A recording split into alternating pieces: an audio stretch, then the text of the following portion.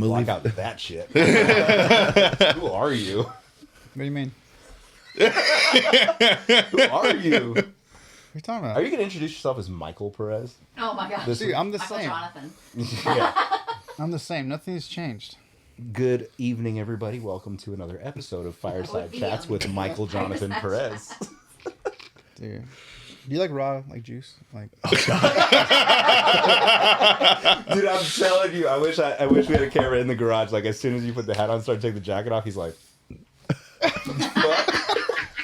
it's a joke, right? like watching. It's like watching one of your best friends get beat up, and you're like, "That's nothing I can do." You're not shattering the image I have of you. Like, it's just been wild today because I know that's why I bought it. I had orange juice, and then I had my coffee from the Orange other room. juice and we had Polly's pie. Polly's pies, so pancakes and cinnamon rolls, Jeez. and then we split the blended chocolate peanut butter. Look at him say that, wearing that up. And then we got a banana split. split the chocolate peanut butter. Look at your hand. I'm picking at it was a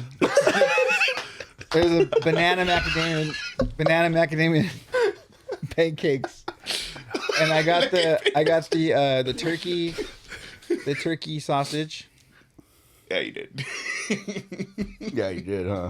I had One step away from that veggie sausage. Sausage. I had a Low carb kombucha. a quiche of kale. A quiche of kale. He did have his eye open. It does blow my mind that kale used to just be the thing that they put on the plate for decoration. Yeah. That's kale? Yeah. Same thing? Yeah. Damn. It would be Parsley. kale and a slice of orange next to each other, and that was like the The garnish, yeah. I didn't know you weren't supposed to eat that. I would always eat it. Yeah. I'd be like, apparently. And now Yeah. it's like healthy. Look, I eat a fucking double burger and then I eat the kale. Dude, I feel better with myself. what's everybody? This is the Walking Blind. Yes. Walking Blind is hosted by overly emotional dudes who overthink and overanalyze everything. Nothing the hosts say should be taken as medical advice or opinion. They're not professionals. They're about to make that very clear. What's up, everybody? Welcome back to another episode of the Walking Blind podcast, the podcast where we like to normalize checking in on your homies. If you like what we do, please follow, like, and subscribe. It helps. This is episode 147. I'm Mike. That is also Mike. And and today we have our homie, our boy Peter from Dreaming of a Day. Who are you? What? Mike doesn't like when I wear hats on the podcast. I'm sorry that you had to do your face. I've been telling you, like this whole image I had of him is now just breaking down into I'm still the pieces. same He's an industry plant, dude. This is the real Michael Jonathan Perez. I'm still the same guy, dude. It's the real MJ. I don't like this cycle. Yeah. I've always worn Uggs. They're comfortable. Tom Brady wears them. Does he? Yeah.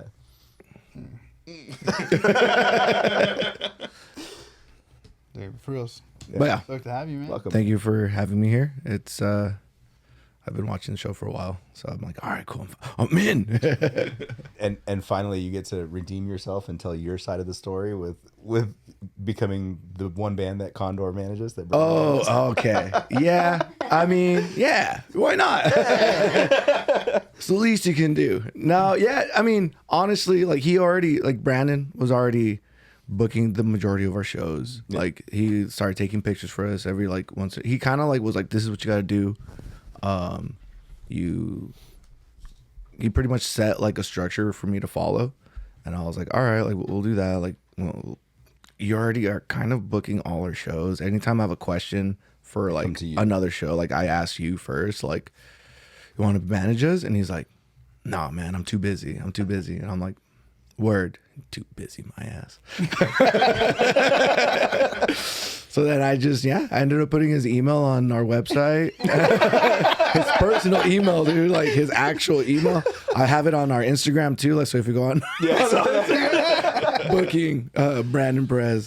So yeah, I mean, and anytime there's been a few times where like Emilio would like book a show. This was early stages of DOAD. He'd book a show and I'm like, I don't know, man. I don't think we should take it. And he's like, no, it's fine. A gig is a gig is a gig is a gig. Yeah. And I'm like, okay. And they were so terrible. I was like, man, like it's a good thing that like we have Brandon in our corner, kind of like giving us like a good direction. Yeah. Also, like in the genre that we play, I don't know if it's coming back or if it's or if it's I don't know. It's I guess you could call us like metalcore, new metal. I don't know. It's all we have a ton of different styles of music within our list of songs, but it's difficult to play a lot of shows with the type of music we play. I think personally because it's the shows that are popping off right now are like the heavy shows, like heavy shows, and we're not technically super heavy. Like we have heavy stuff, but we also have like the lighter aspect of it, so that becomes kind of like a interesting like lane to navigate. So It's cool though because you guys don't sound like everybody else. Yeah. Which is sick. Yeah. I get it in a sense of like fuck, like people don't really fuck with us because we don't sound like everybody. But at the same time, the people that really do fuck with you, yeah, they ride hard, you know. and that's something that I've noticed throughout like these past few years that we've been playing. It's just like heavy, and then we go on, and there's some people that just are like, like all like mad, but there's some that they start bobbing their heads, and then like at the end, like when they're like saying what's up, they're like, yo, it was like kind of like a breath of fresh air to kind of be like, oh, what, like it caught us off guard. And we like cover Dakiti, a Bad Bunny song, which I was totally against, but for some reason a lot of people like the version. So I mean, Emilio and Dennis are the main people that write the songs, the music, and I mean, so far so good, I would say. I don't know. Yeah. It's really hard to gauge. Everybody's a little older now. It's really hard to like have that backing from a bunch of homies like these high schoolers, you know, like Yeah, dude. Yeah. like those like younger kids like Ashes at Last and like anybody that Coded puts on, they sold out DBZ. They sold out DBZ and they were going hard, dude, in that pit. There's a different breed. I was like, I don't think we did stuff like that, like in the pit. They would like stand across from each other, put somebody in the middle, carry them, and then they would run and toss them head first into the crowd. Oh shit! I thought you were saying like the feet first. No, head first, bro. And the guy's just like there, just fucking, yeah. They boom. I was like, what the hell, Dude, that's crazy. So I kind of love that.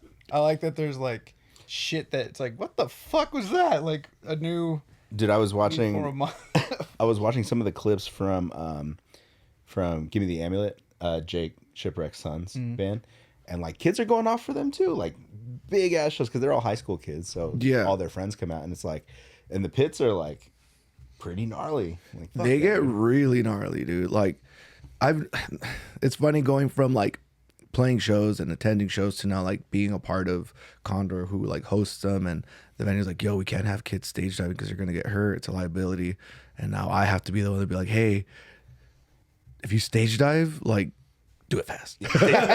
Stage diving. No, it's like, no, don't stage dive. Like, you can't do that. And then they'll do it anyways. But there's so many of them that they get lost in the crowd, and you're like, I can't kick you out. I don't know where you're at. I don't want to, but like now it's just part of the whole thing. Where I mean, Haven too. Haven just kind of was like, we can't do any more of the heavy shit. And a lot of those shows just got moved to the VFW or to other locations, which I don't know how. I don't know if the Haven will survive. There's two questions I have. One, is the Haven going to survive that? And two, how many people paid for that like Haven All Access thing where they can get like they paid a membership and they can go to every show for free? Oh, that's a thing? Yeah. Oh, I didn't know that. So are they going to get their money back? Like, what's going to Because happen? if you want to go see beatdown bands and they don't have any more, then Yeah. Well, the fuck am I paying for this one? Yeah. Yeah, the beatdown bands is when I kind of left the music scene for a few years. just because I was busy with school and getting my life in order. Plus, I was getting into a ton of fights.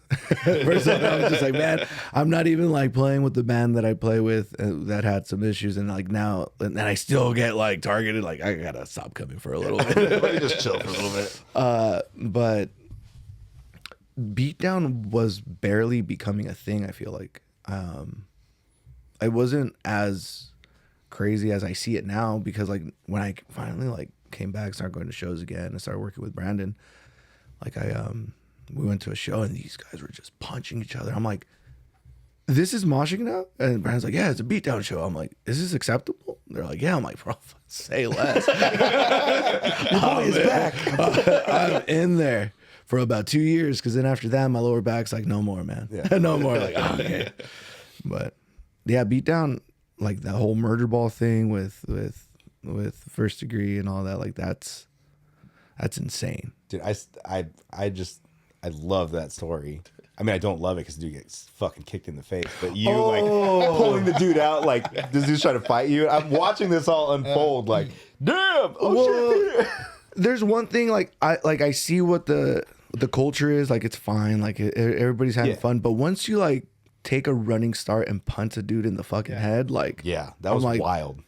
So like I grab him, like, bro, chill, and I pulled him, and then he like cracked me, and I'm like, and he actually did. He punched me, yeah. So I looked at him and I saw that I was like, oh, you're like a kid, like not a kid, but it's just like you're a youngster, So I kind of just like swept him and like dropped him, and when I dropped him down, he kicked up, and that's when I was able to move out of the way, and like he barely missed me. I'm like, you're trying to actually hurt me. So I grabbed him by the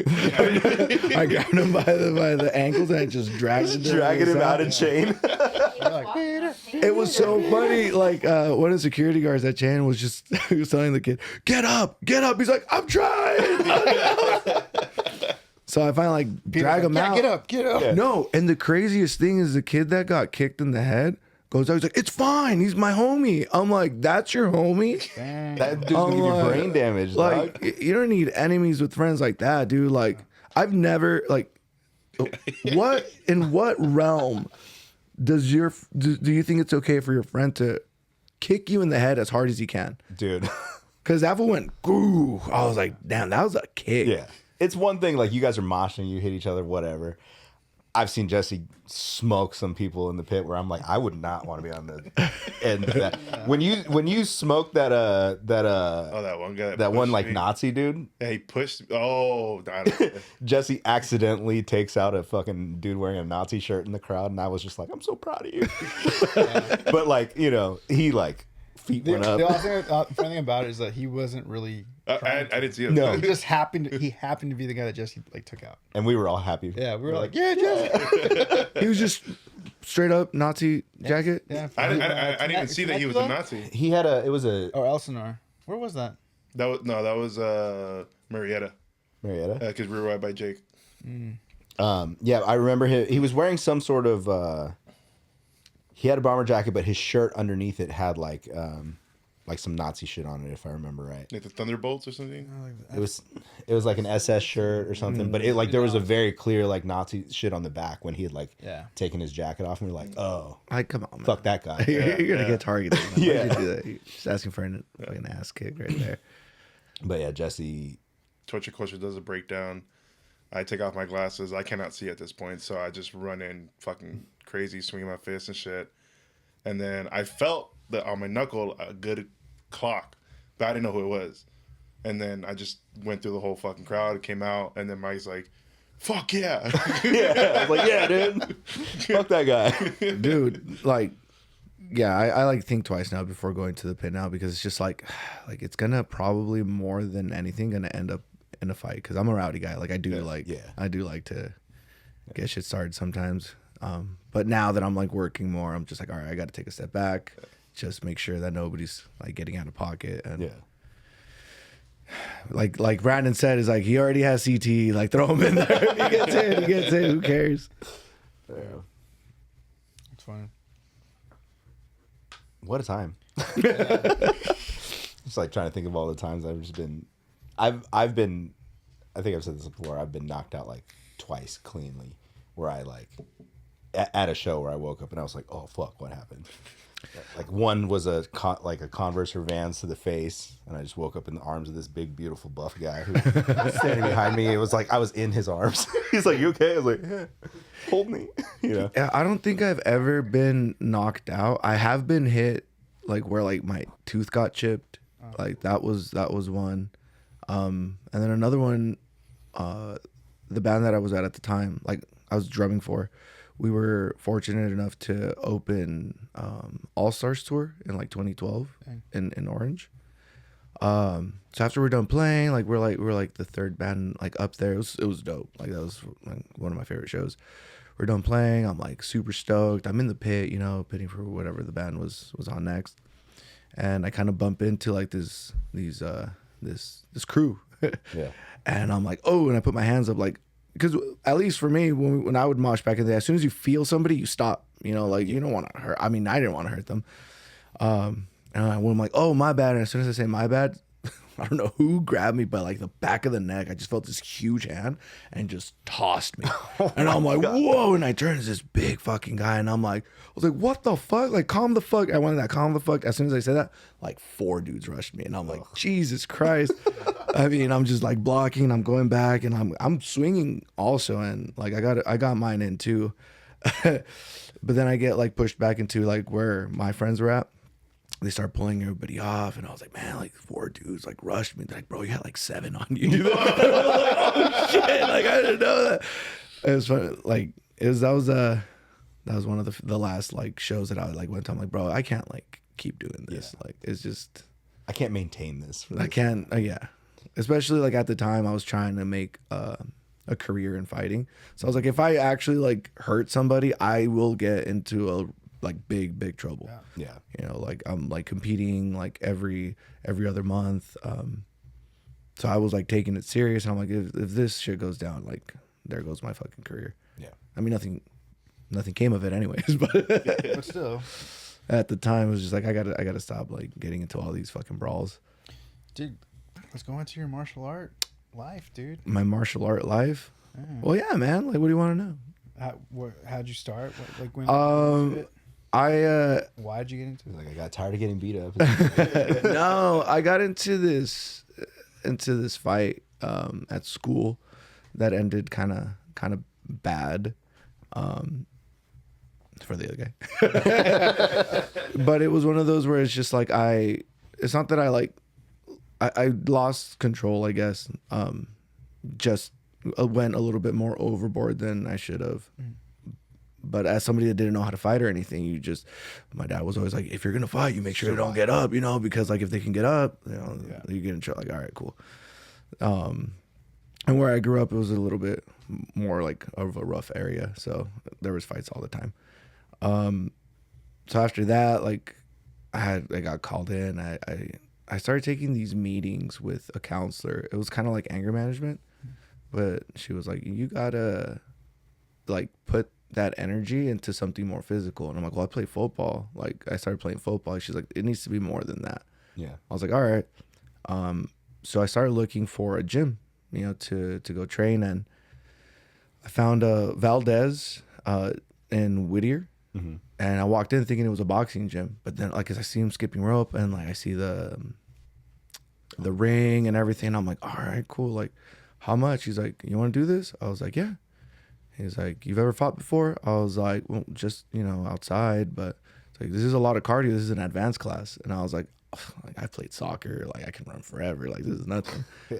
He's like, all right, grab a jump rope. So they had just started. So I started skipping rope. And started doing like all these like different types of exercises that I had never done in my life, to the point where like I ended up passing out in the bathroom because I was like, I felt like my blood like go all the way down. I started getting lightheaded. I like threw up in the bathroom and then I passed out. I wake up to Valdez like knocking on the door going like, are you okay? And like I woke up, that woke me up. I was like, yeah, I'm just taking a minute here. And then I went back out there and finished off the class, and he was like, so it's this much. And before we finished the class, he's like, all right, now get on the bag. Like go ahead and do it's thunder. Serious. That's right. Epic. So I finished the class. So they start like, just going on the bag, just flowing. And then I start seeing them throw knees and elbows and kicks. And I'm like, what the fuck? Like, what is this? Mm-hmm. And then like, I'm just punching. And then Valdez walks up. He's like, throw a kick. And like, I throw a kick. He's like, no. And he starts showing. I'm like, what is this? I'm like, what am I learning? Yeah. He goes, this is Muay Thai and kickboxing. I was like, what's Muay Thai? Like, I had never heard of it. I'm like 17. And then I started getting into it. That's how I started. Crew George Valdez, and he's still there in Whittier. A very solid gym there. Had a few fights with like under him. Luckily, I won all of them. More also like smokers, just because it was really hard to, at least at the time, it wasn't as popular as it is now. He surprisingly he would take fighters down to TJ also for like. Sometimes it was just kickboxing. Sometimes it was like full rules Muay Thai. And I was like, how do they know like all this like there? But, nothing really came of it. But I did compete a few times, all dubs, thank God. But it was one of those experiences that it's just like, once you did it for so long, like I would go training Monday through Saturday. And then Sunday would be my day off. But Monday, Wednesday, Friday were the days that I would train from 10 a.m. till 12. And then Monday through Friday, I was there from 5 to sometimes 9. And then Saturdays, again, it was like a 2-hour class in the morning. So I was doing it all the time, to the point sometimes where I like felt burnt out, but I'm like, no, I'm trying to like maybe make some more money doing this, but life took me a different path, and I'm happy. It's all good. I still have the knowledge that I've learned there. Now I go and train at Knucklehead Martial Arts in Whittier also, and we just try to keep in shape, try to keep sharp. Sometimes it's a little bit more tough than other days, just because I'm like injured all over. Yeah. But it's just one of those things that's been drilled into me. It's like like the Shorzy quote, you go until you can't go no more. You keep fucking going. Try to like adjust the way you do things, even if you're hurt. Like obviously, like don't go and like throw kicks if your knees like messed up. Just adjust. And I just came from training there today. Yeah. I was telling you guys, like I went to bed at like 2 a.m. from the show last night. Then woke up early, took my kid to jiu-jitsu, did the morning class, did sparring, a little bit hungover, more than I'd like to have been. But, I was a rock star yesterday. And dude, how was last night? You guys played chain? We did chain. It was good. It was a good turnout. I feel like the friends and family and fans that we've, made just are very, what's the word? Passionate. Yeah. And just like support us, the one like I was surprised to see certain people. I'm like, bro, you came? And he's like, yeah, of course, man. Like, it makes me so happy to see like the people that do roll up, like, damn, this is dope. Like, and then like, it's always nerve-wracking with no pre-sale shows too. I mean, and with being a local band, just being like, is the show gonna do good? Mm-hmm. We haven't played in like 5 months. Like, do people even like remember us? Yeah. I really wanted to schedule our new track to release like on the Friday before the show, the latest, but it just didn't work out that way. So I was like, man, like that would have been a good like marketing strategy too. It's like, this is our song, come listen to it live. But we'd say we had to release it the day of. But once the show came, I was like, all right, cool. There's a solid amount of people here. Yeah. Like, hell yeah. Like they still fuck with us. Like that's dope. Yeah. That's fucking sick. The craziest one is we did a short run, like a 3-day warrior run with Reminiscence and Titan. So we went up to Sacramento, hit Bakersfield, ended at Chain. So we met some people up in Sacramento. Sold out show. I was like, oh sweet, the show sold out. Cool. Second one, I think it sold out. I mean, it was packed in there. Like kids were trying to get in still. I was like, more for like the other bands, obviously, because this is our first time ever out, like doing anything like that. And then Chain was a little bit nerve wracking because we get there and it's kind of empty, and it's like, damn. And then like Titan goes on, it's like, damn, bro, there's like 30 people here, which is like last night. No, Oh, this is- okay. This is the run that we did, and I'm like, damn, like, all right, whatever. Like those 2 nights were dope. Go to the green room, start warming up, and as soon as we hit the stage, it's kind of packed, dude. I'm like, what the hell? Like, where did these people come from? And as soon as we're done playing, they go to the merch table, like they start buying our merch. I'm like, wait a minute, did these people like come for us? Yeah. Like that's cool. And it kind of sucked because after we were done playing, they left, and I was like, no. And then like, I felt bad because, I mean, obviously everybody knows how it is, like, Yeah.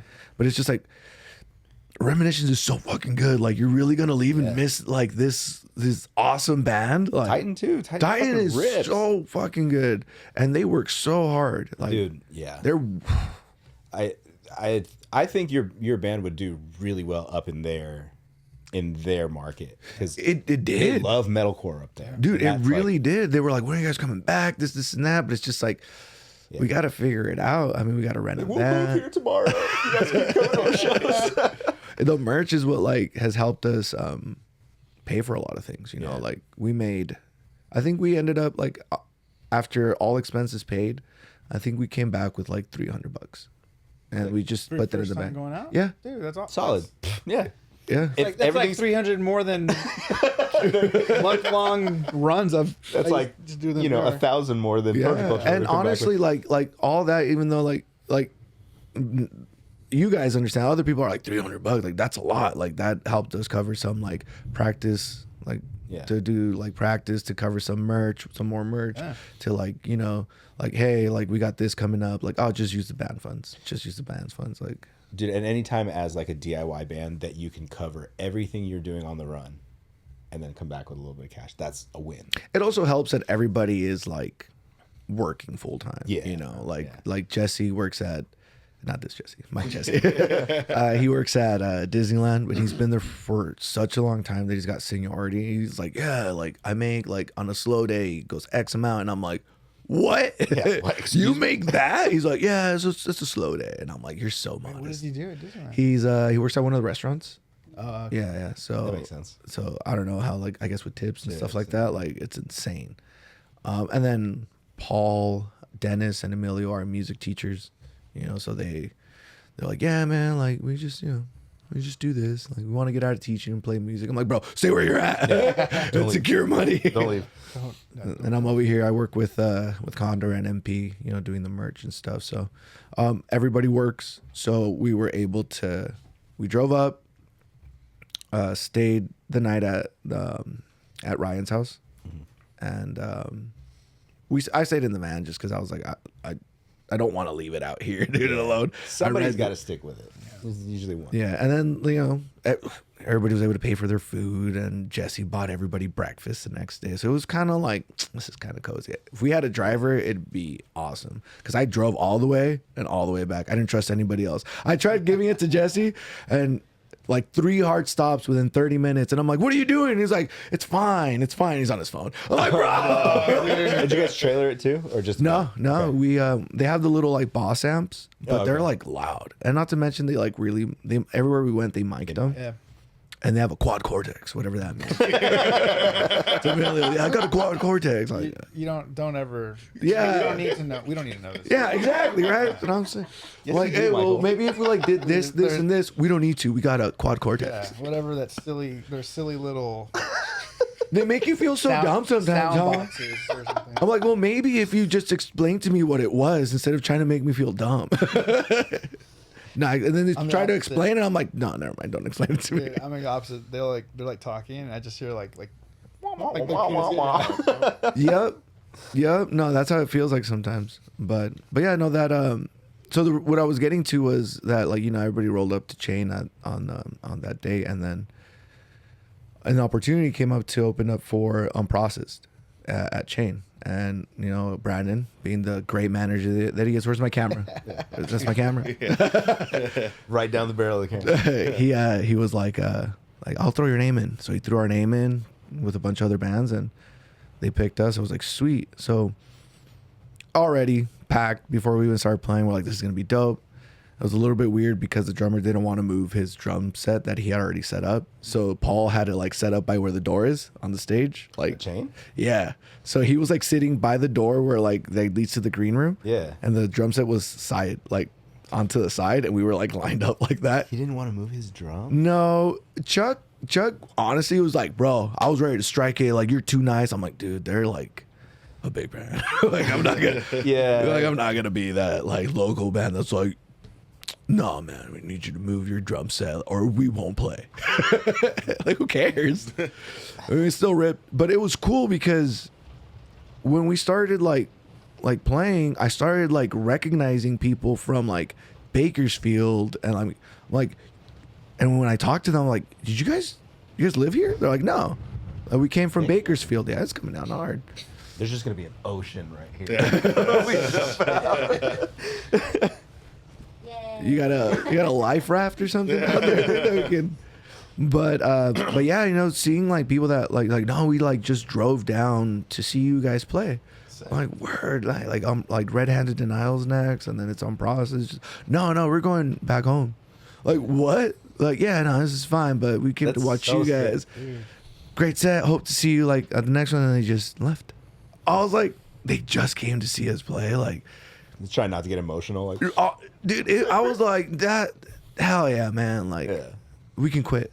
That's all I ever wanted. we did it. We did it. We made it. We got people to drive out for us. We had a guy come from San Diego. He missed our set. He rolled Still the up, effort. and like I'm there at the merch table, and he's like, "Did you guys play already?" And it's this older guy. I'm like, "Yeah, man. Like Jane usually like runs late with these things. Like I thought I was gonna be able to make it.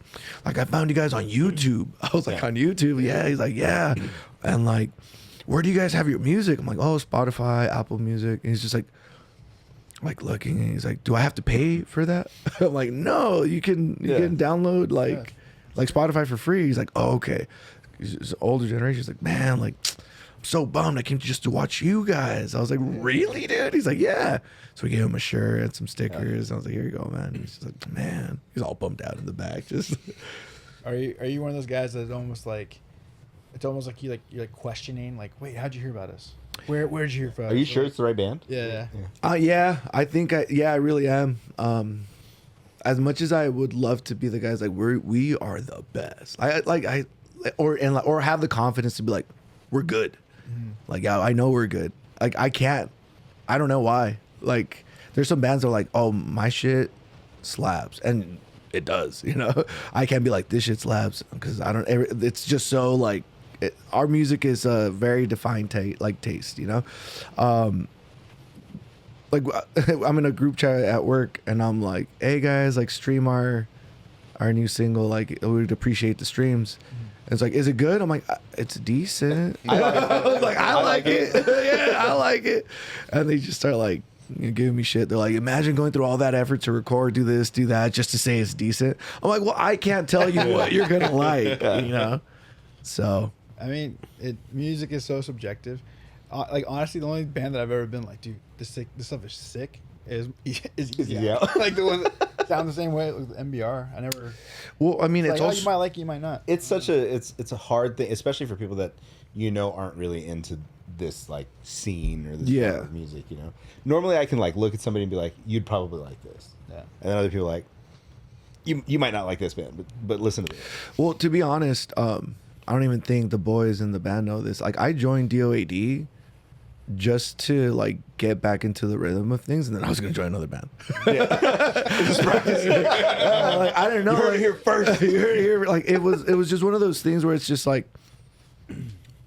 somebody posted on Facebook like, "Hey, we're looking for a vocalist," and like I click on the things, and I'm like, it's like pop punk, you know, like some screaming, like. Wait, the one that said that they're looking for a vocalist is the vocalist. Like, what the hell? Yeah. I'm like, hey, aren't you the vocalist? He's like, oh, I do cleans. He's like, we need somebody to do the screams. I'm like, all right, word, I'll do it, you know, until they find somebody better, because, you know. And then what ended up happening is we ended up playing our first show, but 2 weeks before our first show, the vocalist, the clean vocalist, and the drummer, they were kicked out of the band. And we were like, what are we going to do? And they're like, well, we have this other, Dennis was like, I know my friend can drum. So he's got to learn like 7, 8 songs in 2 weeks. He's like, no, he'll be fine. Like, all right.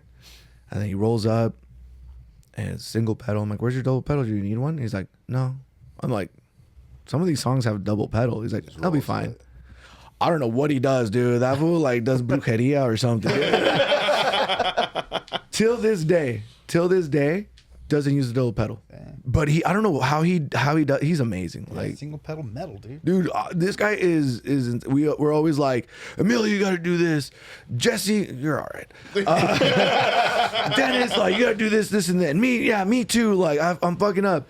Paul, you're pretty. You stay there, bro. Like, you're perfect. You're perfect. Dude, that's how we are with Steve. We're like, I need to do work on my cardio.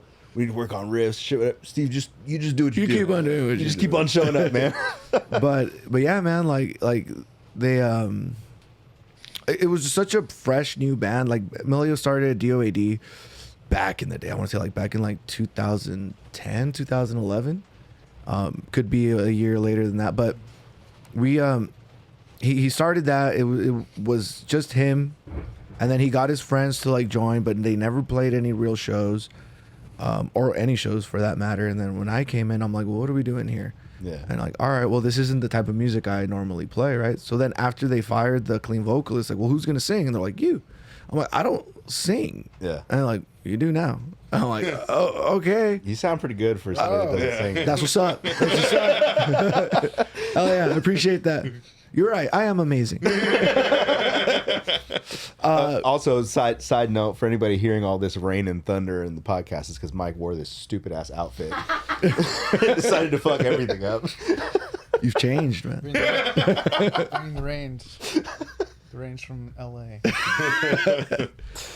But yeah, you know, like that's how I started singing with DOAD. Like now with the newer tracks that we have, those are more on my vocal range, Right. Because some of those I'm like, bro, I can't hit this note, so figure it out. So I kind of like, How about you guys tune down? Hey, please, Yeah. and then like I'll just kind of scream into it. Like I'll start singing, and then I'll just end it with a scream.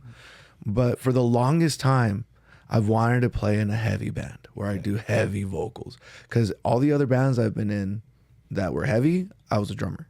Yeah. So like I was more of a hardcore drummer than anything. But then it started changing into like more of like the heavier metalcore, like lower, like they wanted blast beats, and I'm like, bro, I don't know how to do blast beats, but I'll try. But I've always looked for a heavy band to be in. It never happened. And now that we're this far in to DOAD, it's like getting to the point. It's like, all right, I think we're finding now our groove to where like they're writing heavier. Like if you listen to Running in Circles, that's all like more like pop punk than anything. Yeah. Then I joined. Then that's when you start hearing Wretched. And Wretched was the cleans were recorded with the original vocalist, and then me with screaming. And then Knox. And then from there, Knox was the first track that I sang in, like throughout. But and then now you've got like these newer tracks that we've been playing, and I'm stoked about them. I really like Comfort and Violence. That one I was just like, Yeah. And then we got another heavier one that's coming out, and then we're gonna take a left hard turn, and we got a very like groovy like beat. Is it Haley? That's hell. What the hell, man? What the hell? What the hell? What the hell, dude? Did I just bring like bad omens to like? No. Oh yeah, no. He did. You did. Wait. Put your hat back on. Wait. I did. It starts getting worse. Fucking power goes out. Dude, don't manifest that. Oh my god. That's wild. Is this the first time this has happened in this podcast? Yeah. on the podcast? That's right. Yeah. You heard it here first. We've had like gentle rain. Comfort and violence, dude. Yeah. Violence. Comfort and violence. Comfort and violence. Comfy and violence. Yeah. It's like we're staying here tonight, boys. Yep. You guys ready to take a nap?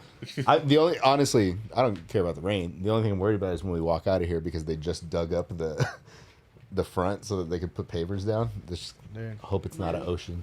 We just take turns. Jesse just carries us. Oh yeah, for sure. Yeah. We Jesse could just jumps lay out. that guitar case on the floor right there and walk on That's the top. Kiesel case. Well, step on the chair.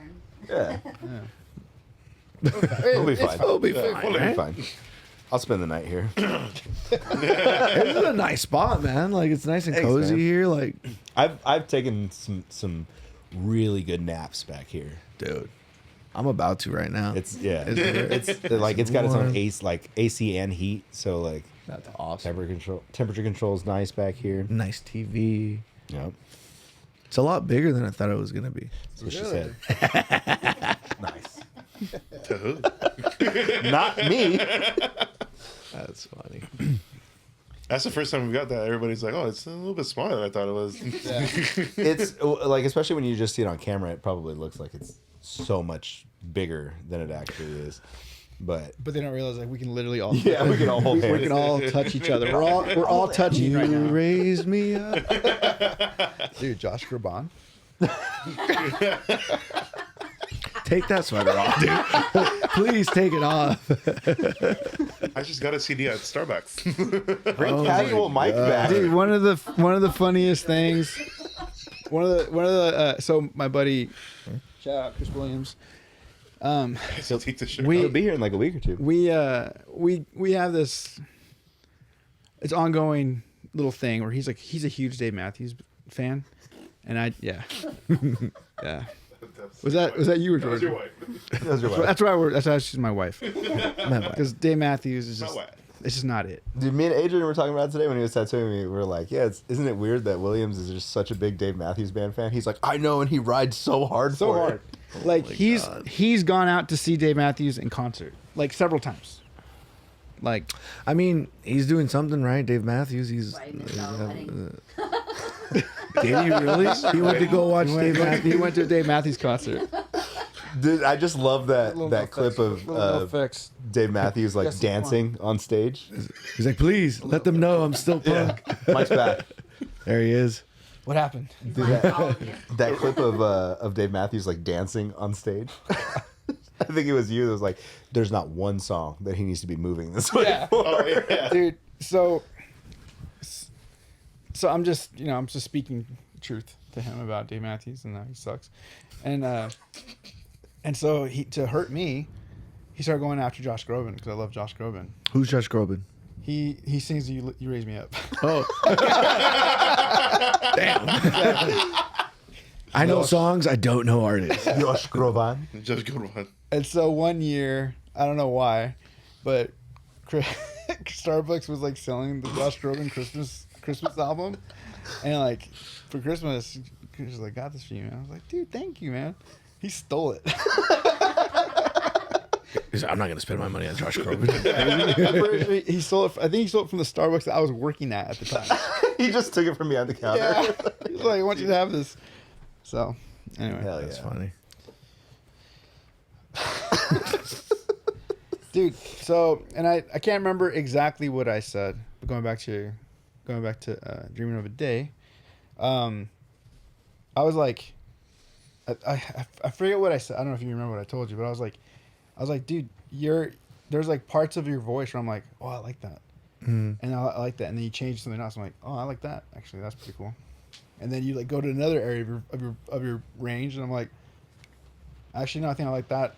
I like that more. And so, I think like my 2 cents was just like, I don't even know what I said. So I do. It was a big moment for me. I was like, oh my god, it's Mike from MVR. He's talking to me. Would you have taken it more serious if he was wearing this? Hell no.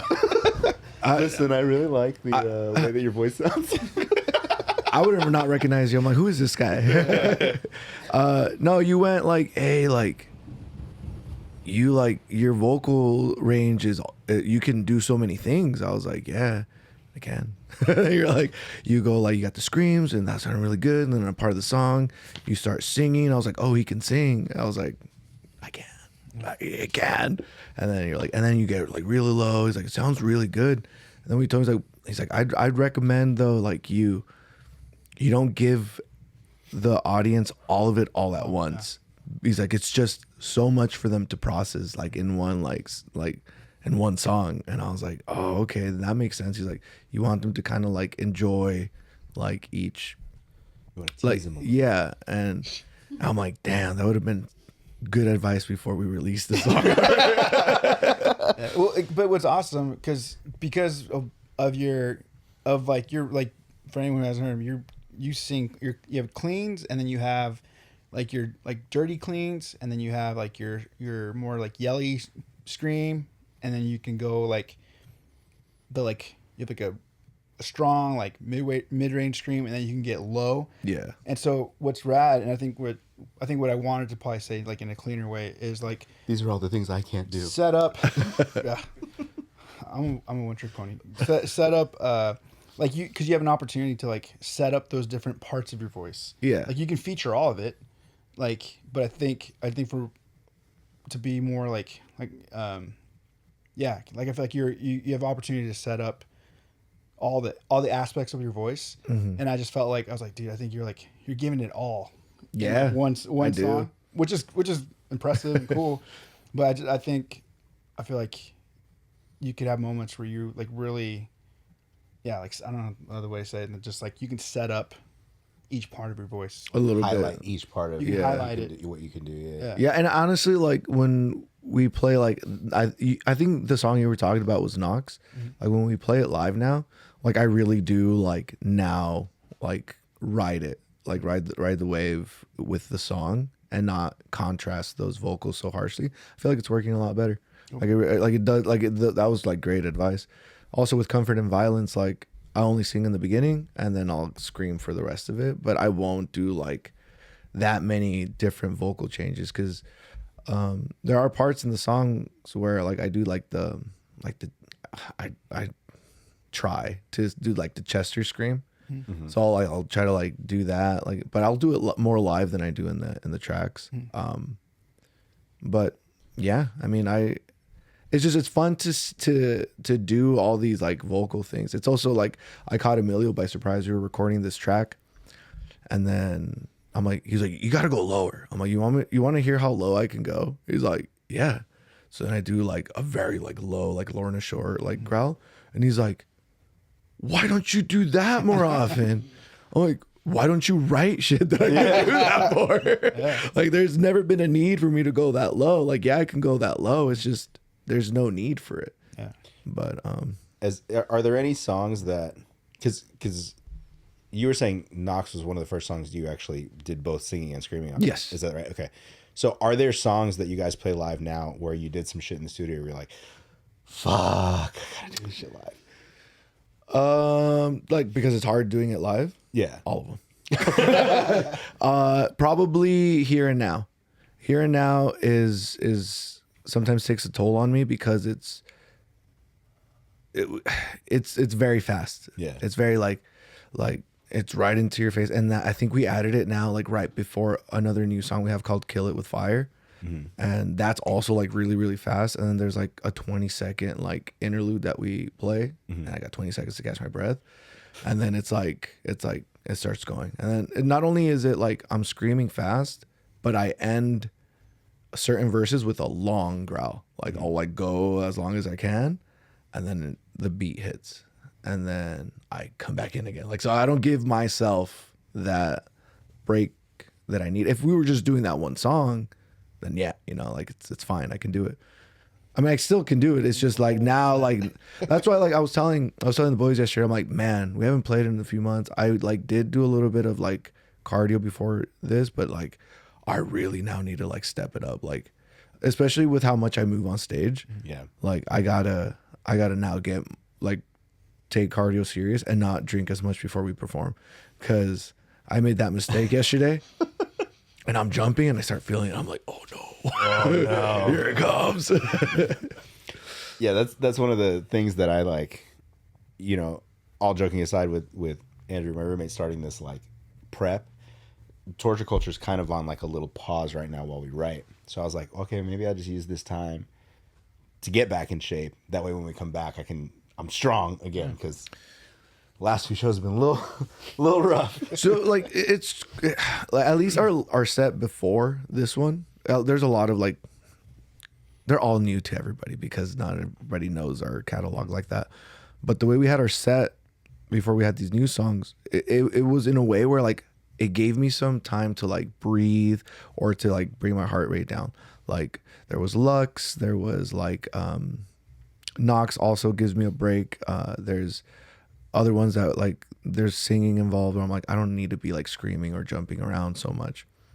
But the way this set is, it's like go, go, go. It's a more like fast paced. Like the only one that is there's 2 songs where that kind of go mellowish. Actually, only one song, and that's it's gonna be Eras.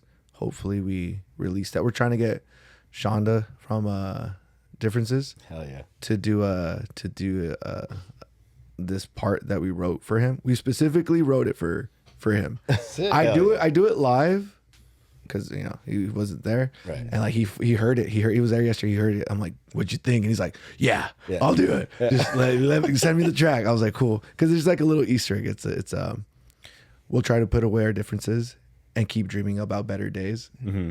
So that Sick. whole little. I love that. So, but yeah, like And you guys played tracks, right?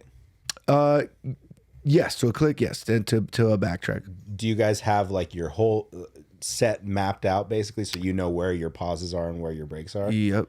Okay. Yeah. So the way it works is they just press the space bar, and then it starts the intro. Like just because we have effects, but that's about Quad it. cortex, dude. It's quad cortex. And the boys have in ears. I don't. Yeah. Yeah.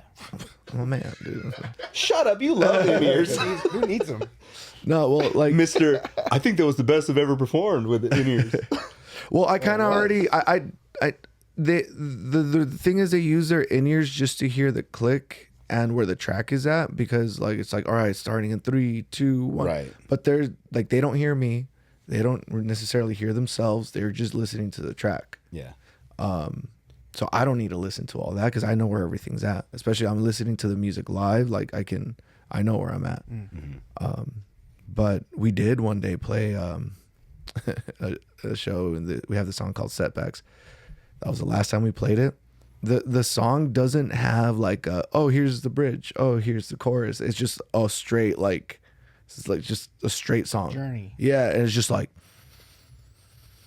I lost where I was. But I think Paul lost where he was. Like, and then I'm just kind of like saying watermelon, watermelon, watermelon onto the mic.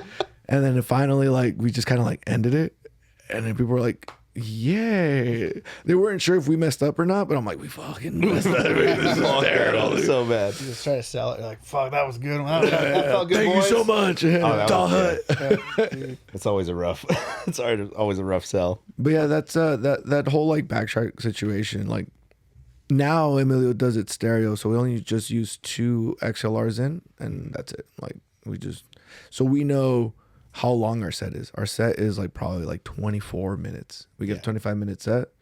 We have like 24 minutes to play, Sick. and it's like that. Unless we're gonna add like a new track, the longest we've ever played was like an hour and some change. We did that at Cruisers in Huntington Beach. All originals or covers too? No, just our song. Oh yeah. They were like, "You guys want to play?" Like, yeah. Who else? Just you guys. We need you guys to play for an hour. I was like, what? They're like, yeah. Can you do it? I was like, yeah. I can do it. And I tell the boys, we got a show. All right, it's for an hour. They're like, what?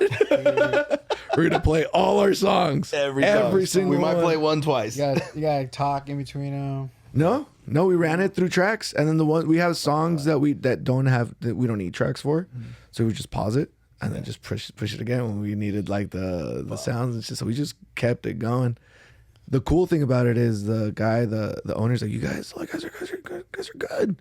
Like today, everything's on me. So choose whatever, dude. I think we shouldn't have said that. We drank so much. We ate so much food. Oh my goodness. We're like, we're gonna take advantage of this. Shout out Cruisers and Huntington Beach. Sick. Free meal, dude. We got that gig because we entered a battle of the bands for It Was Never a Phase. I think that's what it was called. It Was Never a Phase. And then we lost to these kids in Halfway to Neptune. The great kids though. Honestly, They're like half your age. yeah, dude. That's so like every time that happens, I'm just like, And the way it was voting, you had to vote on like the story. So and they would send like screenshots, like they'd post screenshots of where it's at now. Like it was just for 24 hours. yeah. And at first we're like, we're not gonna win this one. we only had like 30%, and like they had like the rest. They were like, fuck, we're gonna lose. And then we started catching up. Then we were ahead. Then they were ahead. Then we were ahead. They were ahead. And we're like, damn, what's gonna happen? And they won. But honestly, if that show fit them more than it fit us, because it was more like cover bands and stuff like that, and their style was more like old school, like emo, I guess, not or emo in general, like Avril Lavigne and all these. Gotcha. Yeah. So, whatever, dude. I'm over it. I'm not mad anymore. No, Yeah, those kids are great, good man. for them, man. Fuck them. No, they're great. They're great kids, man. Halfway to Neptune is a good band. Sick.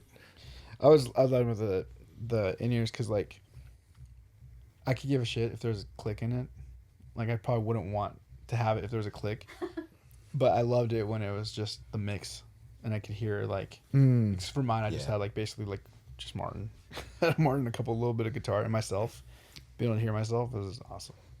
I think in-ears would definitely benefit Easy Out. Especially now that apparently I'm doing harmonies for Static. Ryan's like, by the way, you're hitting these harmonies live. I was like, how am I supposed to do that with playing that stupid ass riff during the chorus? And he goes, we'll just, we'll Dude, I believe change it, it. dude. He's like, 3 of us don't need to play the same thing. You're playing yeah. the guitar. Oh, easy. Oh, I was like torture culture. No. What? It'd be sick. Just me up there. Damn, you got to do it, man. You got to do what the band asks. Gotta do it. Yeah, man, it's been a. I feel like we've accomplished a good amount of things for the amount of times we play. Yeah. Like Brandon straight up was like, "You guys don't want to play every weekend." I'm like, "Yeah, I do." He's like, "No, you don't." I'm like, "But I do." Like not at the same place or the same area. Like I'd love to go on tour, but yeah, that happens if it ever happens. But he's just like, the thing is, like, you guys are in such a weird like position with your music. That's not bad. It's not for everybody, but like,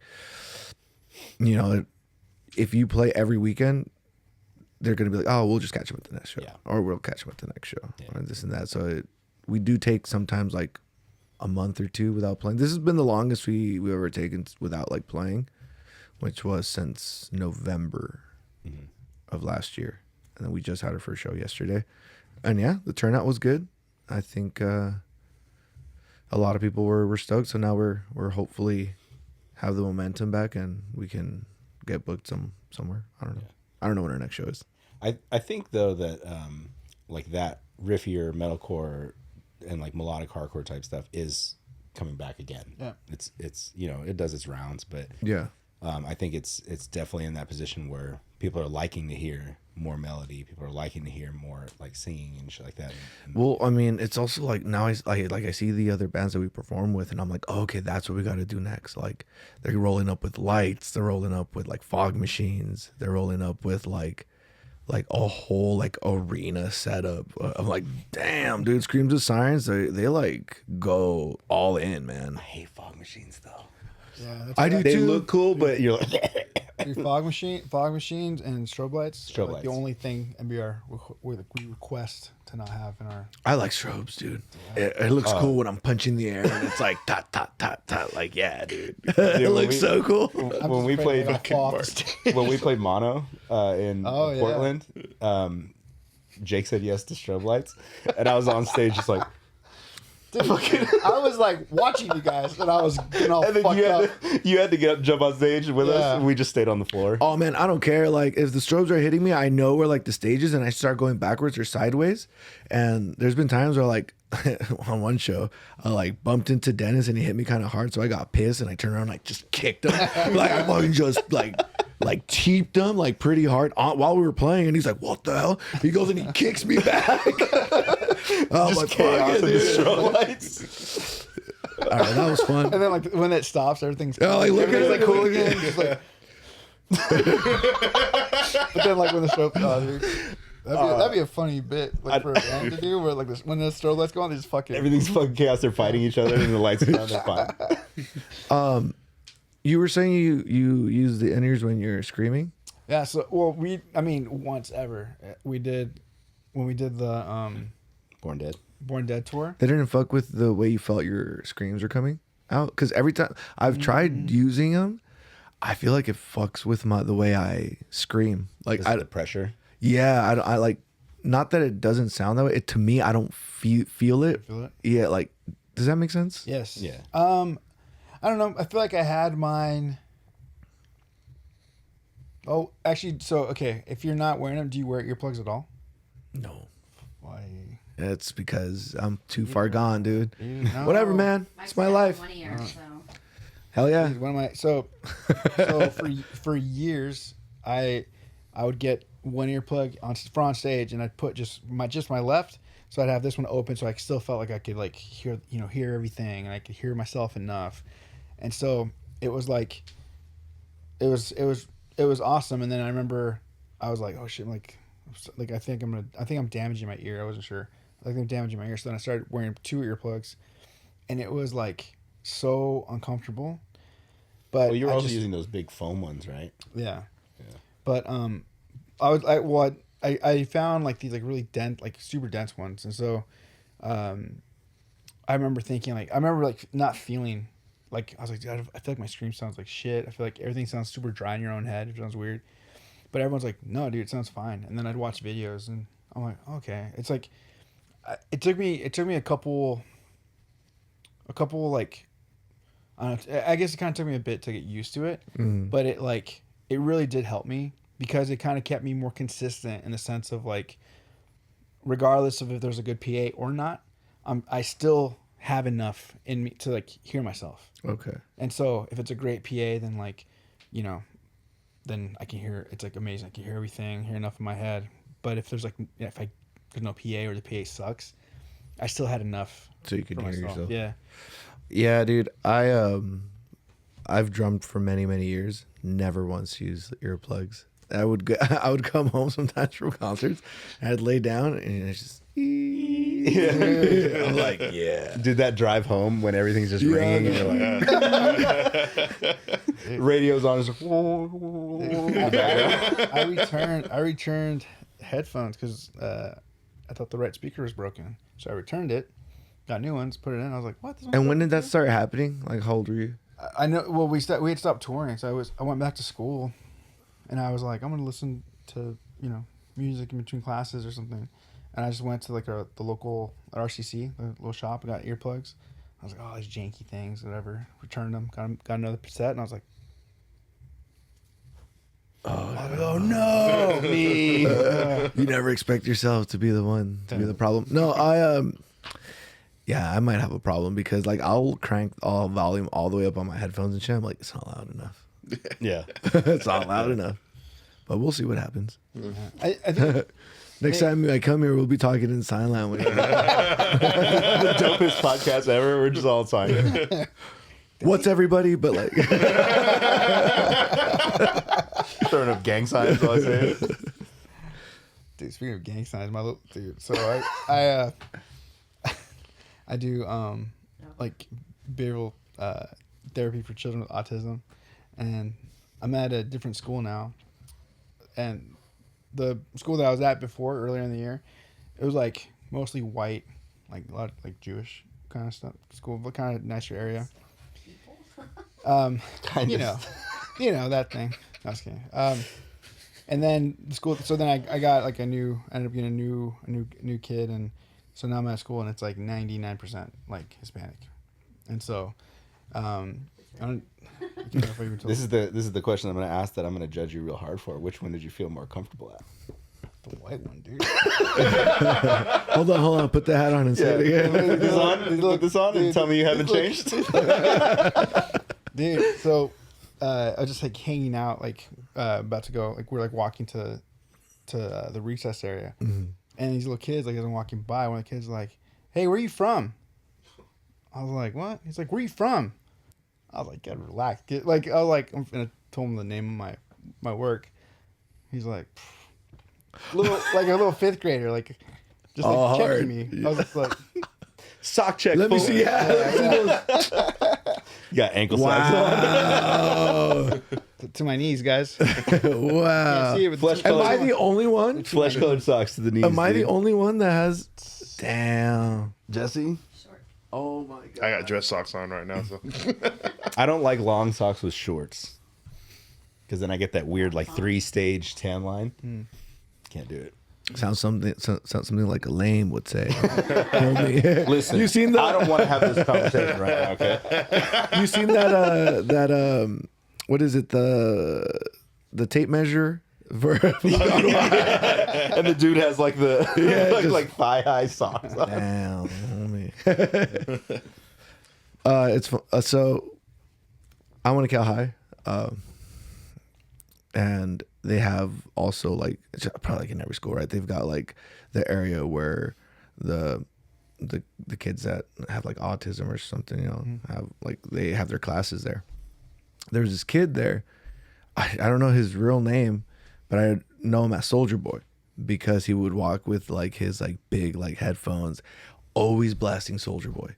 Yeah. Like, what's up, Soldier Boy? You go, you. And you're like, all right, cool. Yeah. But he didn't look like he was, you know, Like special needs. yeah, he didn't have special needs or anything like that. He looked, but he like after talking to him for a little bit, he'd be like, oh, like, all right, man, how's it going? He had his chain, like baseball, like and like basketball jerseys and like a nice like fade, his glasses, like so. Was this me?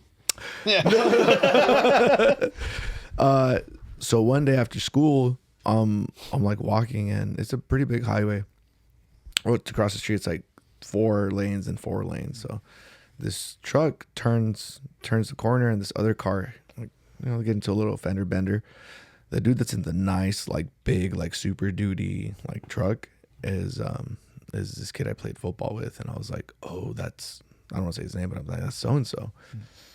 And he gets down and he's like, what the hell? Like, what the fuck? Like, you didn't see me? Like, are you like blind? This and that. The guy that hit him was this like older guy, right? I'm like, all right. Like, oh. The guy's like, oh, I'm sorry. Like, I didn't see you. This and that. Soldier Boy gets out of the passenger side and he walks up. Of the old man's car? Yeah. He walks up to the guy that I know and he goes, yo. And he goes like this, kind of like squares up with him. And at that school at the time, it wasn't like the nicest school. So, you know, you would throw That's a down. threat. Yeah. So he just cracks him. Oh my God. He like flies and I like run over there. I'm like, yo, he's special needs. And he's like, I didn't know. Like, I didn't know. Oh my God.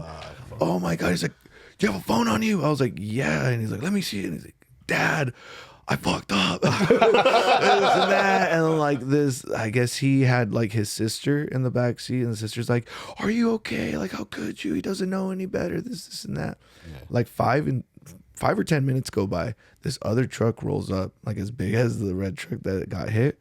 This giant of a man like comes down. He walks over. He goes, who hit you, Papa? And then he, without even like thinking, he like turns around, looks at me, charges at me. And he swings at me. I'm like, it wasn't me. And then like you see I hear the daughter go, no, Dad, it wasn't him. It was him. Oh, and then he goes, sorry about that, little homie. And then Benitez takes off running. And I'm like, well, I got to go if the cops are going to like roll up. I never saw my phone again.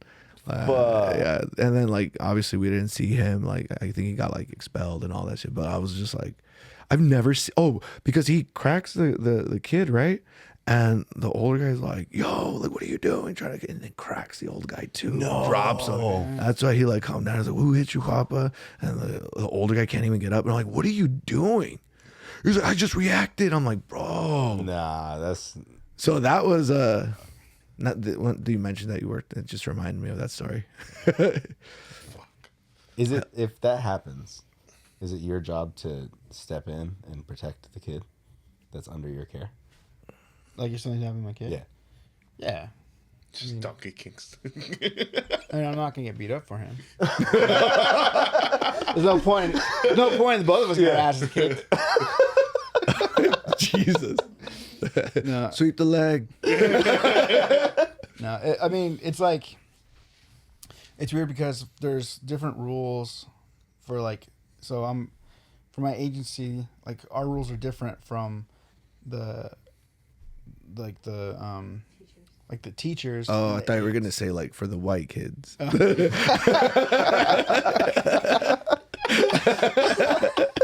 Imagine. Funny enough. No, but I mean, there's like things like I can't like put hand or like grab them, even like to hold them. Oh, okay. you have to like they call it like Barbie hands, basically. Like I have to like because you can't leave like hand marks on them. Right. Yeah. And so, Welcome to the dojo, motherfucker. and it's like there's it's like hard because I can't. There's like certain things I can't do, like especially like he like tried climbing a fence. I can't pull him down. So what do you do? So I just shake the fence so he falls down. That's gonna be the clip for this week. You're gonna be like, I can't make it next week. I lost my job. You kind of just have to like tell them like, yo, like don't do that, don't do that. Oh, Bam, told you not to do that. Thank you. Make a better choice. This is a bad choice. Yeah.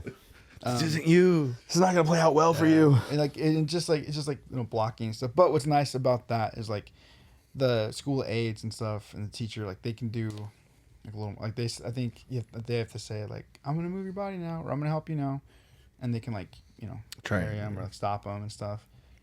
But, Have you ever been like hit by any of them? Yeah, I got a spork thrown to my eye. It's a little kid. It was not even my kid. He was like mad at my kid, and then he was mad at me because Play-Doh is like, it's like the fucking shit. Like It's currency. if you have currency, like you have Play-Doh, you make the rules, right? Oh yeah. Play-Doh snakes, though. Yeah, Play-Doh snakes. I could make a pretty cool face out of Play-Doh. dude. That's what's Yeah, I'm telling you, man. Like Man of many face. talents. Also, I didn't realize how many colors there are now for Play-Doh and like the sizes and shit. There's like silver Play-Doh. There's like black Play-Doh, which is sick. You know how Play-Doh got made, or how it became huge? So there was this dude that was like struggling, I guess, back in the day, trying to invent something, and he was trying to invent like I guess not an eraser, but something that wouldn't like leave a mess while you're trying to clean something. So it was like the Play-Doh, like hey, you could pick like crumbs up or stuff like that. Wasn't doing so well, and I guess his wife noticed that like, oh, the kid's like playing with this a lot. So they just added like some coloring to it, and then sold it as Play-Doh, and then it just took off. Sick. And then I forgot who told me this or who said this. They were like, just so you know, like everybody is one little shift away from being like super successful.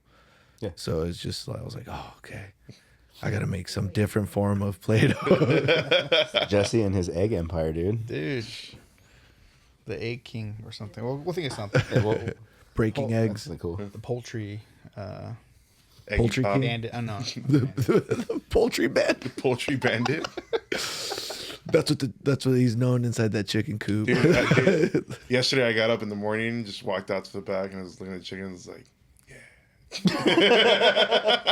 Hell yeah. Oh, but because my kid had the Play-Doh, and the other little kid knew that I gave him the Play-Doh. He was like mad at me, and so he had like I don't know why, but he had like a spork in his hand, and he threw it at me. And it's one of those things where I saw it coming, and like enough to like kind of close my eye last minute, because it got me like right under like my lid, like you got me right on the lid. And sporks that's a multi-purpose tool, dude. Right. Stab and scoop. Yeah. And so, Stab and scoop. So it like got me, and like the teacher of the class, like she freaked out. She's like, absolutely not, and then they like kicked off this whole thing. This little kid went on a tear, dude. He like, one of the ladies made a mistake to like get down to him and to kind of like be like, hey, like, or whatever. And as she's going down, he's like already like winding up, and she puts her face is there, so he like gets her like right in the nose. Hell yeah. Oh, man. Imagine if he still had the spork. Stab and scoop. What did you do? Were you just there like, ah? No, I mean, I was like, it just hit me. I just You got all quiet. You just looked at him like, Yeah. I'm cool. can't dude. believe you. starts planning with the kids to fuck them up. I He was like, starts making a weapon out of Play-Doh. About to smoke this kid. Sharpens it up, leaves it outside to dry. I was Little like, shiv. you feel like a bitch. But it's a lot, man. Are you gonna tell the story about the kid, brother, sister? Oh, another gangster thing I saw on the fucking playground. So we're like again walking, And these kids are like 5, right? yeah. Well, this was like older kids. So like there was like a like I don't know how high. Like the grade middle is, school? like 5th or 6th grade. Okay. When I say older because I'm with the first grader. Okay. Yeah. Anyway, so like we're walking, and this girl runs up to this boy, and she stops him. She's like, "I'm the nice warning. The next warning is my brother," and then she like runs away. Fuck yeah. Whoa. Fuck yeah. Hell yeah. I was like, "What happened there?" Orale, fool. That's like something you say like in a movie. That's a good Yeah, line. that's a good. I'm the nice warning.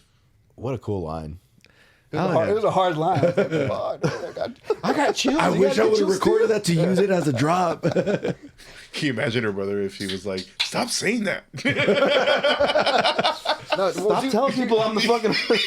But imagine like how hard. Yeah. You know what I mean? Like, dude, I'm next is my brother. You don't want 6th grader comes out with a fucking Pro club. roll on fucking like button up shirt. A Ben Davis all the way up. Orale. Oh, Was this at the new school? This is all at the Yeah. Jewish school. dude, no way. L'chaim. Shalom. Don't make me take this fucking yarmulke off, folks.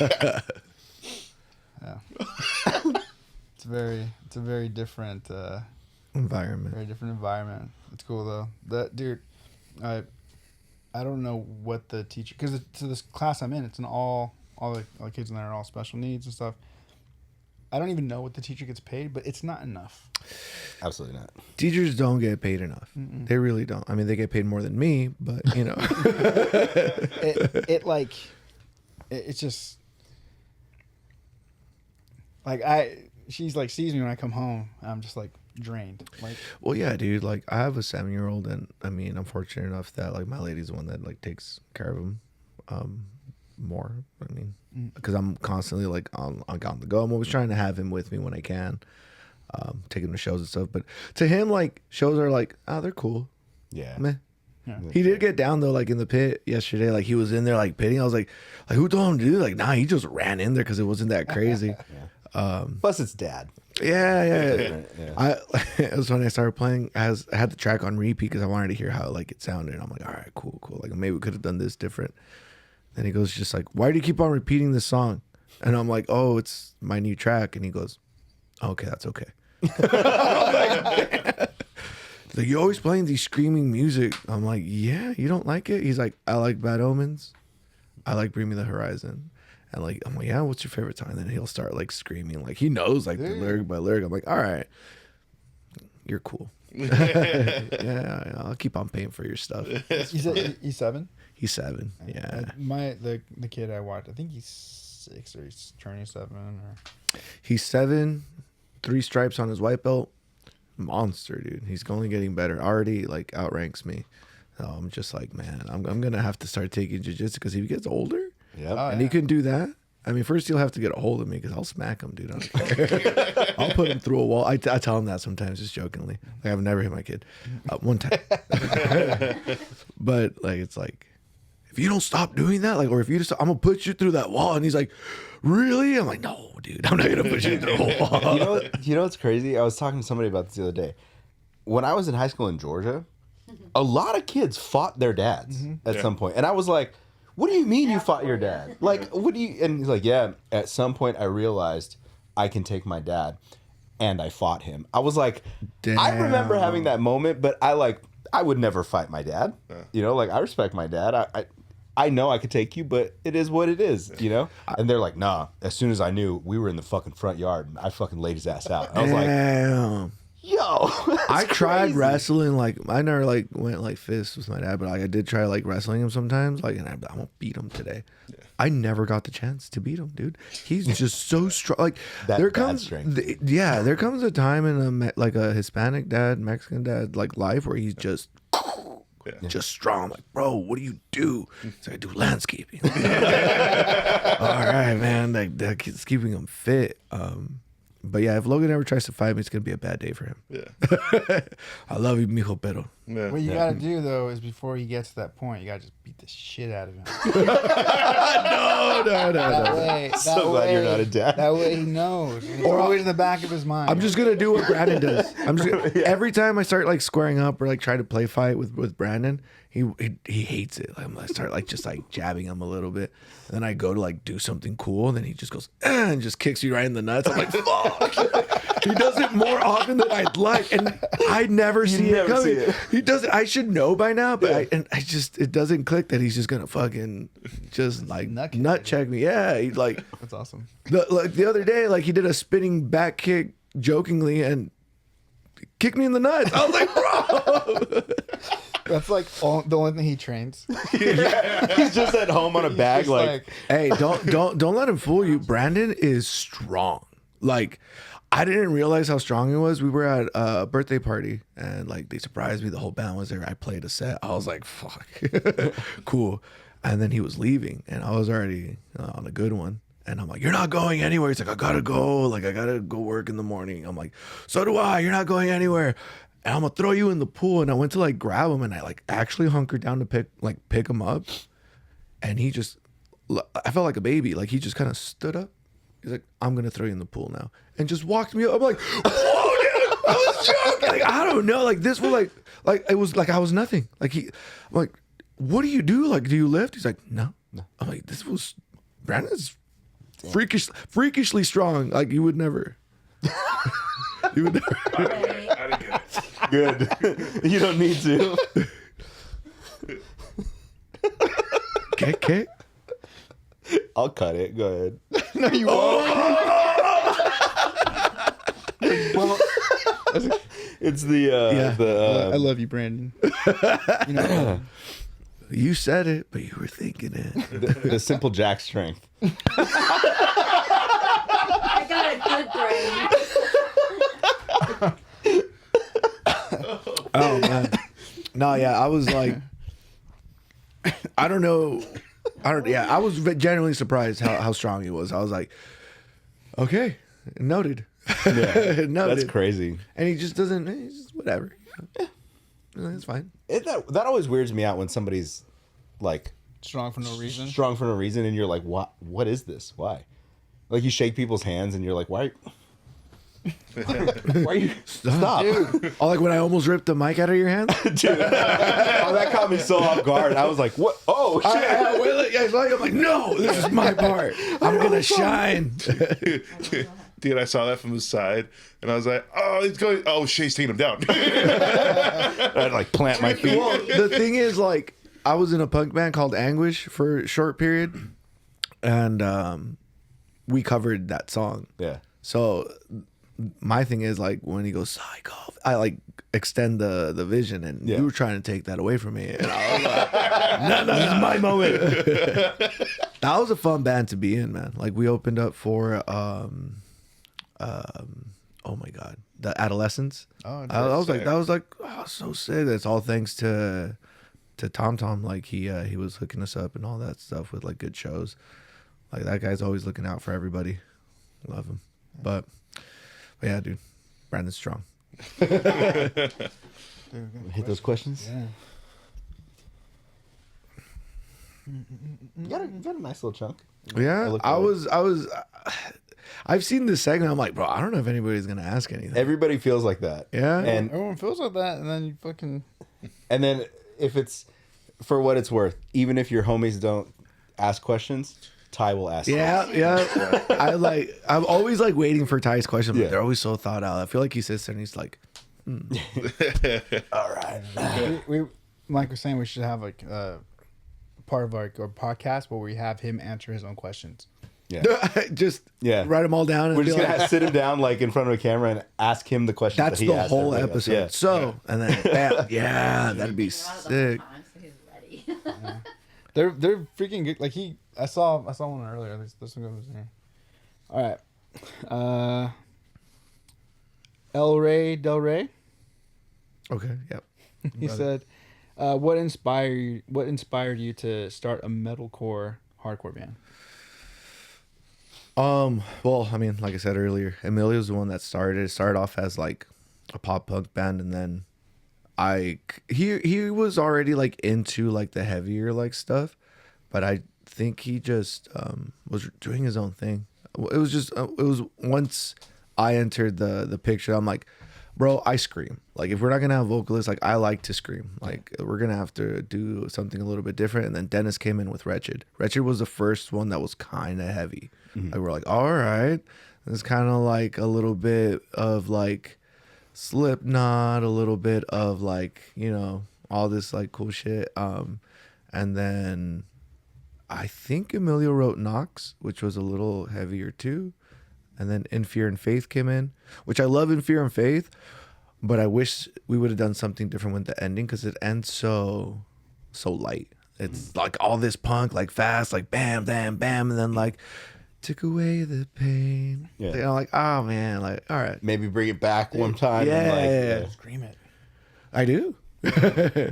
Deeper.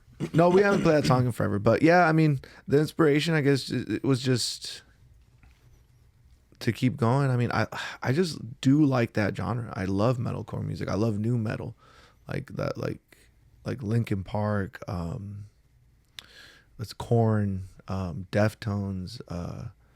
Like I just love all that like style of music. Yeah, I grew up listening to like pretty much my childhood was built upon like the Tony Hawk Pro Skater soundtrack. Hell yeah. Which I don't know was like ska and punk. I was just like, man, this is dope. Yeah. This is dope. And I just started listening to that. I would go to a bunch of backyard shows and you know, when I went to the first show, I was like, what is this?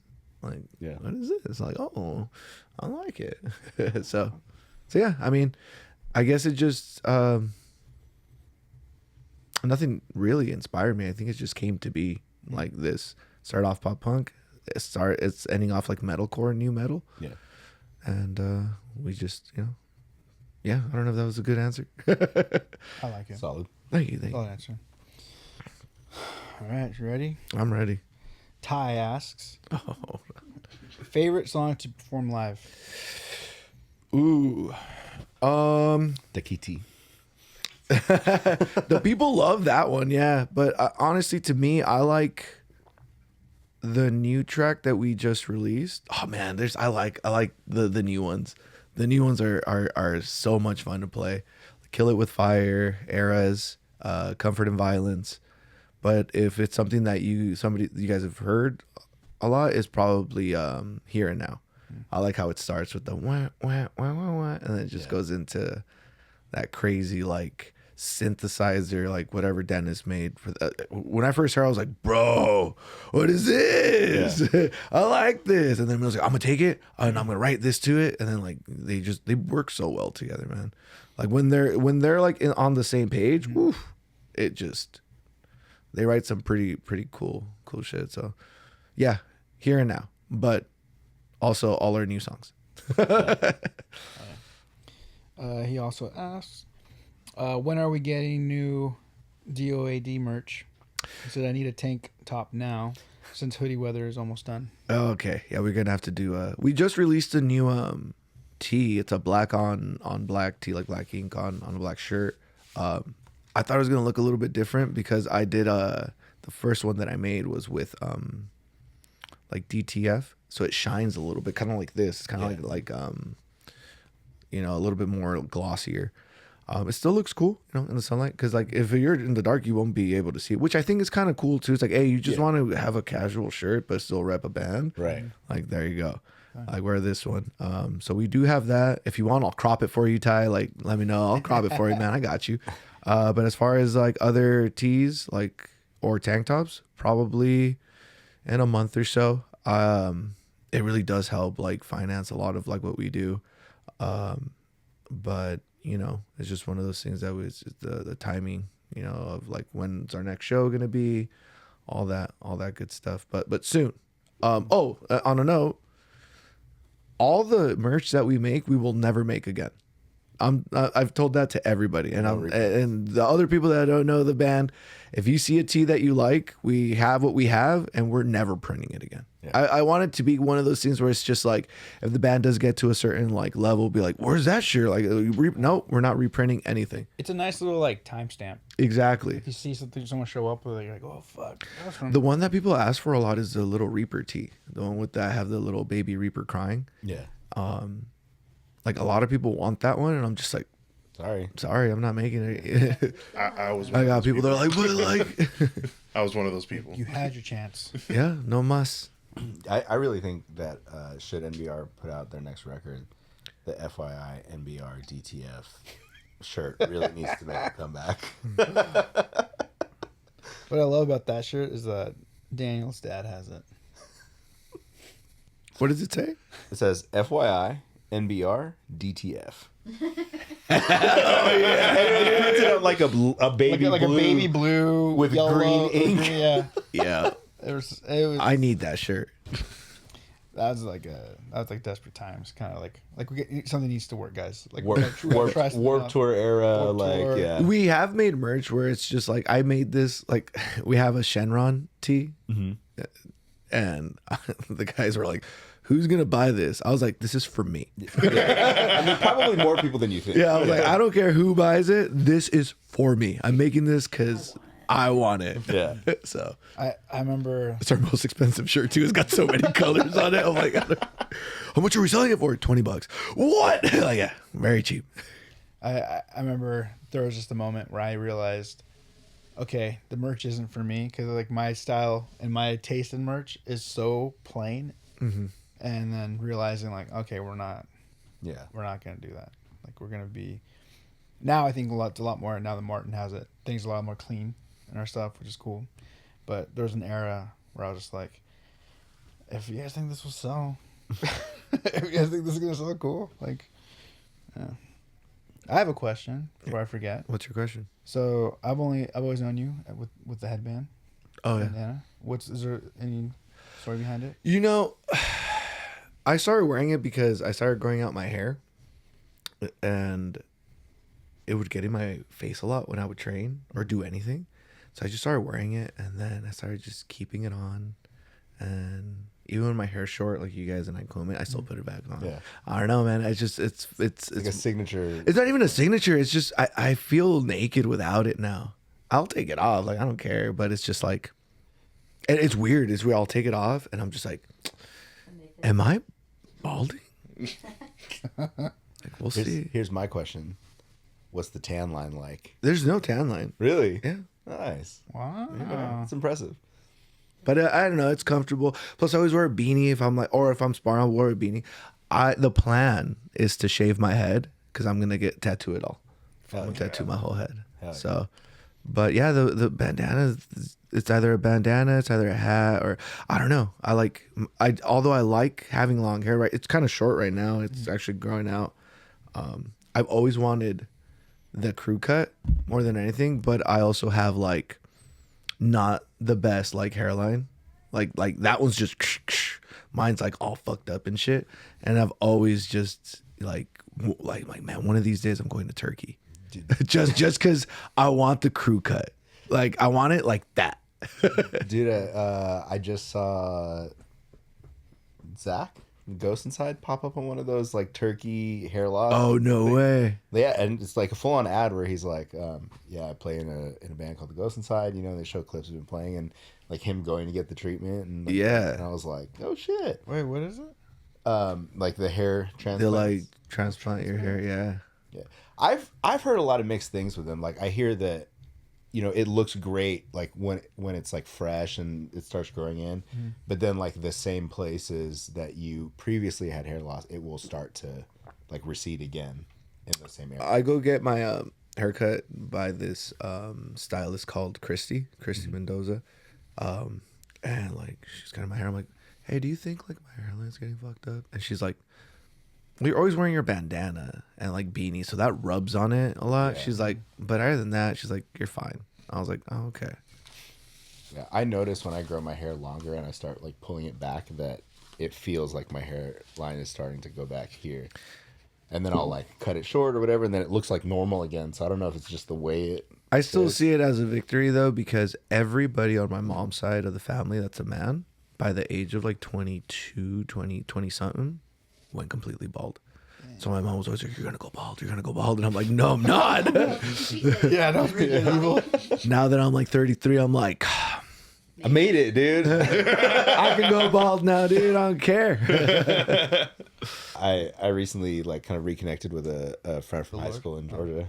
No, and she was telling me that she had ended up at like kind of like a bonfire with a bunch of people from high school, and she's like, all these dudes are like receding hairlines or bald, and like they're like they all basically peaked in high school type deal, and I was like, rough. You know, speaking of merch, I had the homie in Classic Disaster yesterday. He's just like, you know what you guys should make? I'm like, what? It's like bandanas. Dude, yeah. I'm like, why? Oh. He's like, yeah, man. Nobody wears bandanas. It's just like a signature look of yours now. He's like, now you do it all DOAD style. You wear it on stage. You can sell like them. DOAD on the front, bedazzled. No. No. Maybe. Maybe. Black with periwinkle. Just like glitter on the front of it. God, no.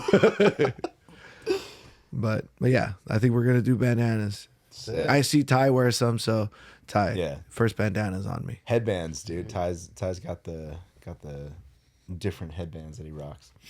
Yeah, I don't know. I feel comfortable in them, and the few times a few people that like don't know me have tried to clown, and I'm like, that's fine. Like I don't care. And other people that know me, they're like, don't mess with them. Yeah, like it's fine, it's okay. But yeah. All right, more Ty. He says, when booking shows, what makes the overall experience a 10 out of 10? When my band book shows or when I book shows? Kondor. Both. Probably yeah. Kondor. So what makes the experience like awesome is when everybody's just cool. Everybody is professional about it. You don't have to be worrying about them like trying to sneak in Nas tags, or they show up and they're like, yo, I thought there was going to be a backline. It's like, there is, but where are the symbols and the stands? I'm like, do you guys not read the messages we send you? Or like, you know, they're just respect everything. They're there for we have this little meeting that we do. I kind of run through it a little bit faster than Brandon does, but it really just helps everybody understand how the show's going to run, instead of just walking up and be like, who's a promoter? Where do we put our stuff? How do we do this? How do we do that? Yeah. Right there. Hey, everybody's here. All right. So this is how we're going to load in. This is how we're going to load out. When you're done playing, don't stay on stage talking to people, get out. And if they do that and they're very respectful with that, cool. You know, like let us know ahead of time if you're going to have something like very difficult, and we can try and work with it. But I think that's what makes the experience like dope. And obviously when people they promote like crazy and people roll out like that's when it becomes dope. When it doesn't become cool is like I said, when they're doing all that other shit, or they're like, hey, I want to repatch your whole soundboard, and I'm like, what? Like, no. Well, it's fine. Like I can set it back. I'm like, no, you don't touch the soundboard. I still one of Travis's first shows with Torture Culture was a Kondor show. I think it was the one that we played with Titan.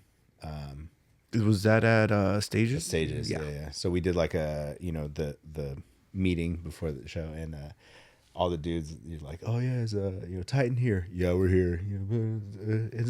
Who's here? Yeah, we're here. Everybody's like super tough, and then they're like, Torture Culture, you guys here? And both Travis and Ty the same time go, present. And then somebody was like, we can tell who went to fucking college in this group. And I was like, hell yeah.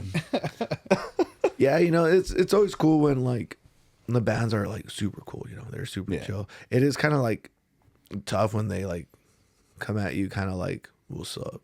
Like, I'm in a tough band. I'm like, dude. Cool dude. Yes. But then like a lot of the times, 90% of the time, like when you like crack a joke or something, they start realizing like, oh, they're not like like that crazy.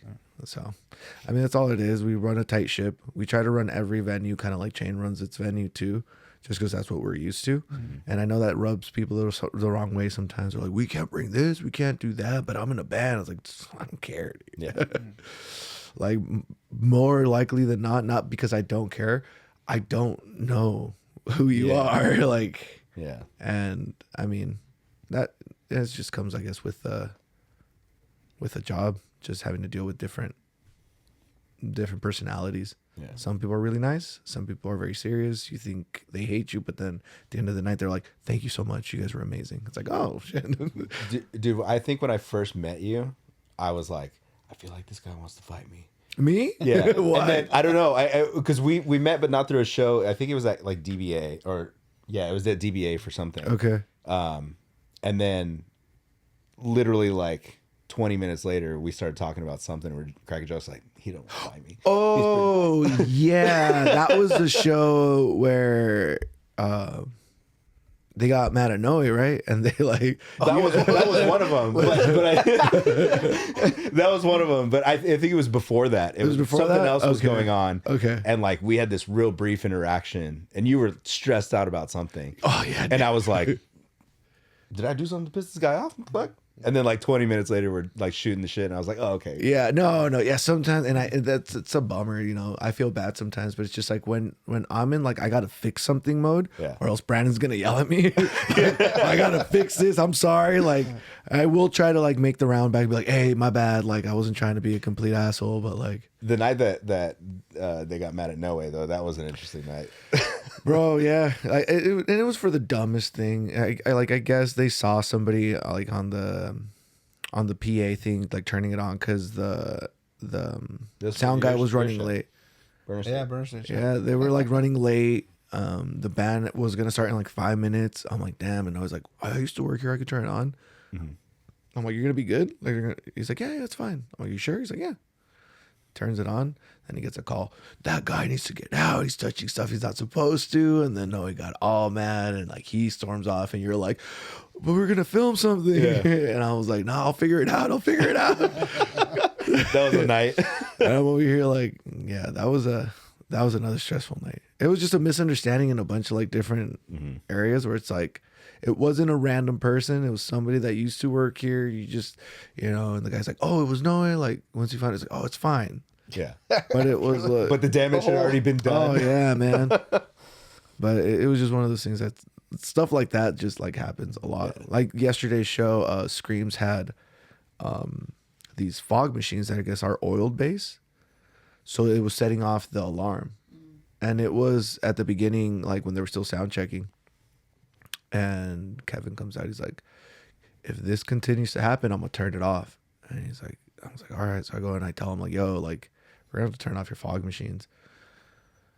They like really weren't like too stoked about it, but like having to deal with that, and nothing major, but it was having to deal with that. And then like also trying to like, I was trying to get the show started so I didn't have to really worry about it because Chain kind of runs itself. Yeah. As long as everybody knows what they're doing, like Chain staff is amazing. Yeah. And I'm like, bro, like, I'm sorry, like, still, like, I'm gonna perform too. We don't use fog machines. Just get the homie with the vape Yeah, just in the corner. But yeah, dealing with little things like that sometimes is a little bit stressful. Or like when somebody's got too hammered in the green room and they're fucking just making a whole scene, and it's just like, bro, like now I have to sit here and make sure that you're not being a complete dumbass. Yeah. But yeah, that makes experiences. They don't make them the 10 out of 10, but they do make them memorable. It gives us stories. Have you ever had a band or anything, or Ban a band. Yeah. We almost, not because it was our call, it was Chain's call, that we almost had to like pull a band from one of the, I don't know if I could say their names. I can? I don't know if I I can. mean, Just don't say it, because I'll forget. All right, they didn't get. We told them not once, not twice, not 3 times, but like 5 different times. Stop drinking in the parking lot. Like you're drinking in the parking lots. Put it away.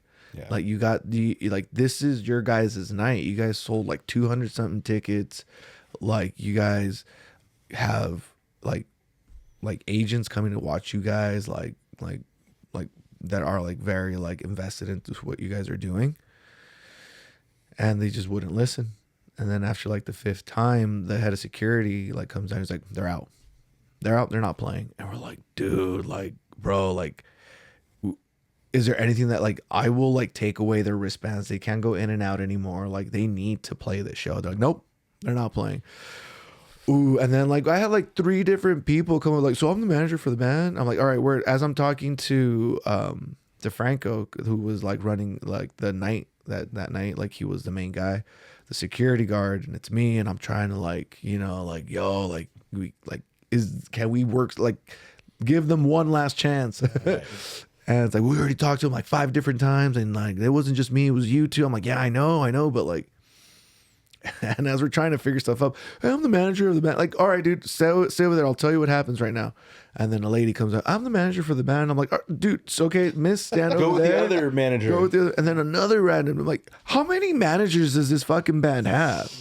Like, please stand over there. And then eventually, like, we were able to take away their wristbands, go inside, and then, you know, they did play their set. But it created like this weird thing between the band and us, because it's like, we're not the ones that try to be assholes. It was the venue rules. Right. We gave you guys like a bunch of opportunities. We still let you guys play. Like, imagine if you didn't play that show. Yeah. Why? Because they were told to follow venue rules and they didn't. Yeah. Damn, now the people that came to watch you guys from like these like bigger like places, this band's not professional, this and that. Like, it could have been bad. Yeah. I'm hoping that band and us are cool. I don't know the details. I don't really like pay attention to that. Yeah. I just know what happened that night, and I was like, that was tough. Rough. I like talking to. I could have so many questions about like the shit you guys must see being at so many shows, putting on so many shows, dealing with all the bands. Oh yeah, man, and just the different ways that people get hurt. I had one of the brothers from the club roll out to one of the shows at Bricks, and as I kind of work security also, so I'm like standing at the edge of the pit, knowing that sometimes I'm gonna get hit. Mm. So I'm like, all right, like I'm ready, you know. And Vamps, shout out Vamps, he like stands next to me, and I'm like, if you're gonna be here, like, you got to be ready. And he's like, no, I am. And a spinning kick comes, and he goes to block it, but since it's coming like around, it like goes around his arm, breaks his nose. Oh man, he's like, I broke my nose. Did I break my nose? And I look at it, and it's all like, I'm like, damn. Yeah, no. I pop it back in, and he's like, what the hell? I'm like, I told you to be careful, dude. Yeah. He's like, what? Yeah, that was an interesting night for him. He blocked that with his face. All right, Ty, last one from Ty said, in your opinion, top 3 MMA or any style fighters? Well, there's still like walking legends in Muay Thai. You got Buakaw, you got Sanchai. I think Lurdzilla's not fighting anymore, but there's Rod Tang, who's like one of the like a really like great fighter from one. Overall, in my own personal opinion, I think Mighty Mouse is probably like overall the best. If he wasn't so short, I feel like he would have gotten more recognition than he did during his UFC career, because that guy not only can throw down, he can do jiu-jitsu very well. But yeah, man, like also John Wayne Parr, I got the pleasure of like training under him for a minute. Like, I met him and I was starstruck. I'm like, sign my glove. And he did. But yeah, I would say overall number 1 for me would be Mighty Mouse, just because of the way he moves. It's one of those fighters that he's like water, bro. Yeah. Like very rarely has he lost. I don't think he's taken that much brain damage. He's just an explosive fighter, very entertaining to watch. But I've been watching a lot more of like one championship than UFC, just because the cool things they do, like they'll do Muay Thai but with like 8-ounce gloves, or they'll do one where it's like, all right, 1 round of striking, and then the next round is grappling only. And then, yeah, and if you got Amazon Prime, you can watch all the one fights through Amazon Prime. So sick. They play them live. Yeah.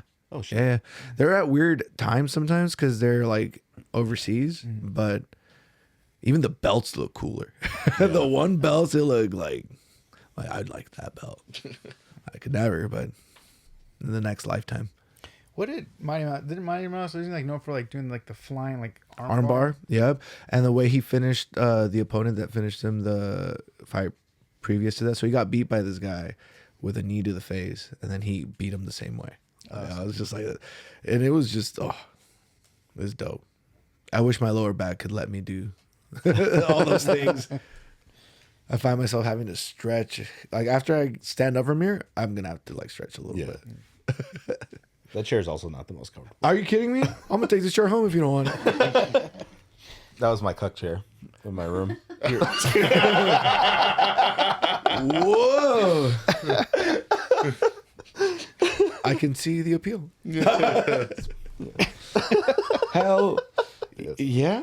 Dude, That explains the stains. Yeah. That's why it's the guest chair, you know? no armrests. No armor. What is going on in this podcast, dude? We got Mike dressing like I don't know what he's doing. We got other Mike just revealing dark secrets over here. Dark secrets. Malibu Mike, dude. Malibu Mike. Malibu. Malibu Mike's most wanted. I got MAGA Mike. Dude. Malibu Mike. We just gotta make shirts now with just like the different mics. I wear different hats. Malibu Mike has like Hard seltzer. a hard seltzer in his hand, a purple sweater, and then a MAGA hat. Dude. It's the make moshing cool again, but If you were to wear that getup with the Make Moshing Great Again, and then you released like Malibu Mike's hard seltzer, Dude. that would probably be like, oh. dude, summer's coming up, man. It's time. Beach time. Every time you open it, you go, ksh, and then like cycles plays. You know how they used to do that, where like the can open the cans and like music would play. I feel like if I did that, it'd be like that, like the moan. The, oh.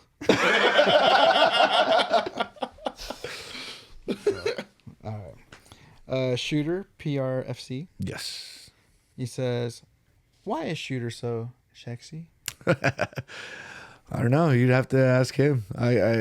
He just is, I guess. He also popped my knee, and it took like 6 months to heal. Oh, shit. But that was my fault. Like he grabbed it because he's really good at like grappling. Mm-hmm. I turned one way and it didn't work, and then when I turned the other way, like I popped, and I was like, oh, and then he kind of looked at me, and I was like, finish around, it's fine.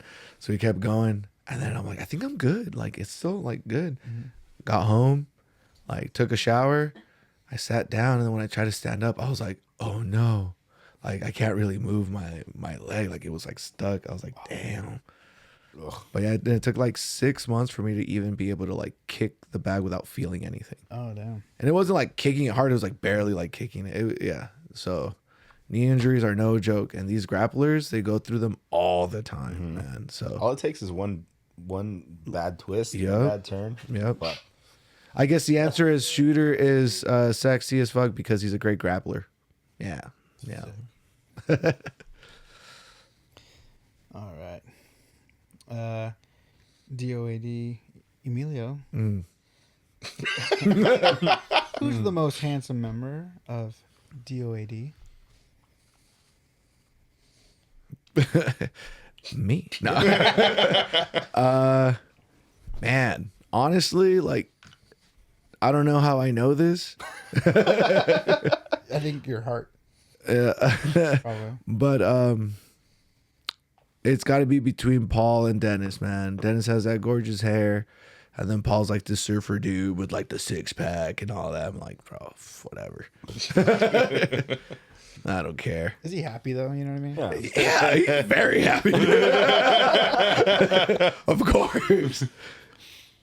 But we all know it's me. And rugged, I've got that dangerous. I don't know. All right. This is from Kondor. The Kondor page? Yeah. Also, I don't know who it is. It's a mystery. It can be anybody. Says, dreaming of a day / Las Ratons Los Ratones Atómicos. Tour. When? Who? Just those two? Yeah. Whatever, dude. I don't care. It's so funny. We booked this like hardcore show at La Santa, and they're like, "Whoa, was it hardcore? It was kind of like a little bit lighter than hardcore, I would say. Not too heavy." But Aaron's like, "I got this band. They're called Los Ratones Atómicos," and we're like, "What?" They're like, "Yeah, Los Ratones Atómicos," and we're like, "Okay, like, yeah." They said they're good to go. We were confirmed and everything. I'm like. I look them up and I'm like, did you listen to their music before you like booked him? He's like, nah. He just full sent this band that sounds like what's that band? Los Lonely Boys? Sick. Yeah, they're great. They're great, but it was weird to have them at that type of show. Yeah. They're like completely but they're great. And we're asking them like, yo, like why Los Ratones Atómicos? I guess they had like this pet rat or something like that like passed away. But yeah, Los Ratones Atómicos, man. I love them. I bought their shirt and everything. It's just like rat smoking a cigarette. Were the Lonely Boys the ones that... Oh, we can't play it. Oh shit. All right. I might be getting this wrong. Or the Lobos? No. Anyway, they're the band that did the actual singing for La Bamba. Oh, I don't know. I wouldn't know. That was a great movie, though. Such a movie. Richie. Should have been you, Bob. What about my dreams? I think that's all of them, man. But yeah. Sorry, I got kicked out of mine. It's dude in technology. I'm so good at it, dude. Tell them what you did. What'd you do? You changed batteries The what? in the remote? Sex? Text. What? Oh. You guys did the sex? We did sex, dude. Wow. For the first time. Text messages. Look at my text messages, No dude. way. You know, No way. Oh, like- it used to and it piss clicked me in- off every time I'd see his phone because Why? like 7,000 unread messages. Oof. It was really like 500. I always like when I was younger, I was like, it'd be so cool to like get your phone to always have notifications and blow up and be. Now that I'm older, I'm like, stop texting me. Stop. I hate it. Why? 500. It's all these What like were your things that emails at? I don't know. it's gonna be just a bunch of text messages from like stuff that he like signs up for, like CVS rewards. Yeah. I mean, it was, I feel like, group chats. And, Oh yeah, those will do it. Click one, select all, mark red. yeah. So, Brandon that was and hard on you, huh? no, dude, I didn't realize I could do it. And then I was like, yeah, mark them all That's red. Yeah, Brandon will get stressed with me sometimes because like I will mute the chats because there's just something about it going zzz, zzz, zzz, and I'm like it makes me want to throw the phone, so I'll mute it. And then when we meet up for the show or whatever, he's like, yeah. So I'm like, what? We're doing what? He's like, are you not reading the text? I'm like, no. I know. So he's like learned that like when Aaron sends a request or something through the chat, like Brandon will message me on the side and like mention me. I'm like, oh, all right, I gotta go look at this. I'm sorry, Brandon. It's like extra work for him, but I just stresses me out, man. That's why he manages. Yeah. Yep. Yeah. He filters through all the bullshit, dude. Yeah. There you And go. if it's like that important, then like just reach out to my wife. Yeah. Yeah. Like we had this we were gonna play this show in Tarzana at like this bowling alley. And the guy's like, yeah, like I'll get you guys. It's gonna be this. So he sent like, I saw a flyer and it had like our names on it, and I was like, oh okay, flyer's kind of like lame. Let me make a new one. So I told him, hey, can I make one? He's like, yeah. So I made it the same like lineup that I had seen, and he's like, well, you guys can go up further up, make your logo bigger. I'm like, how further up? He's like, oh, like headlining.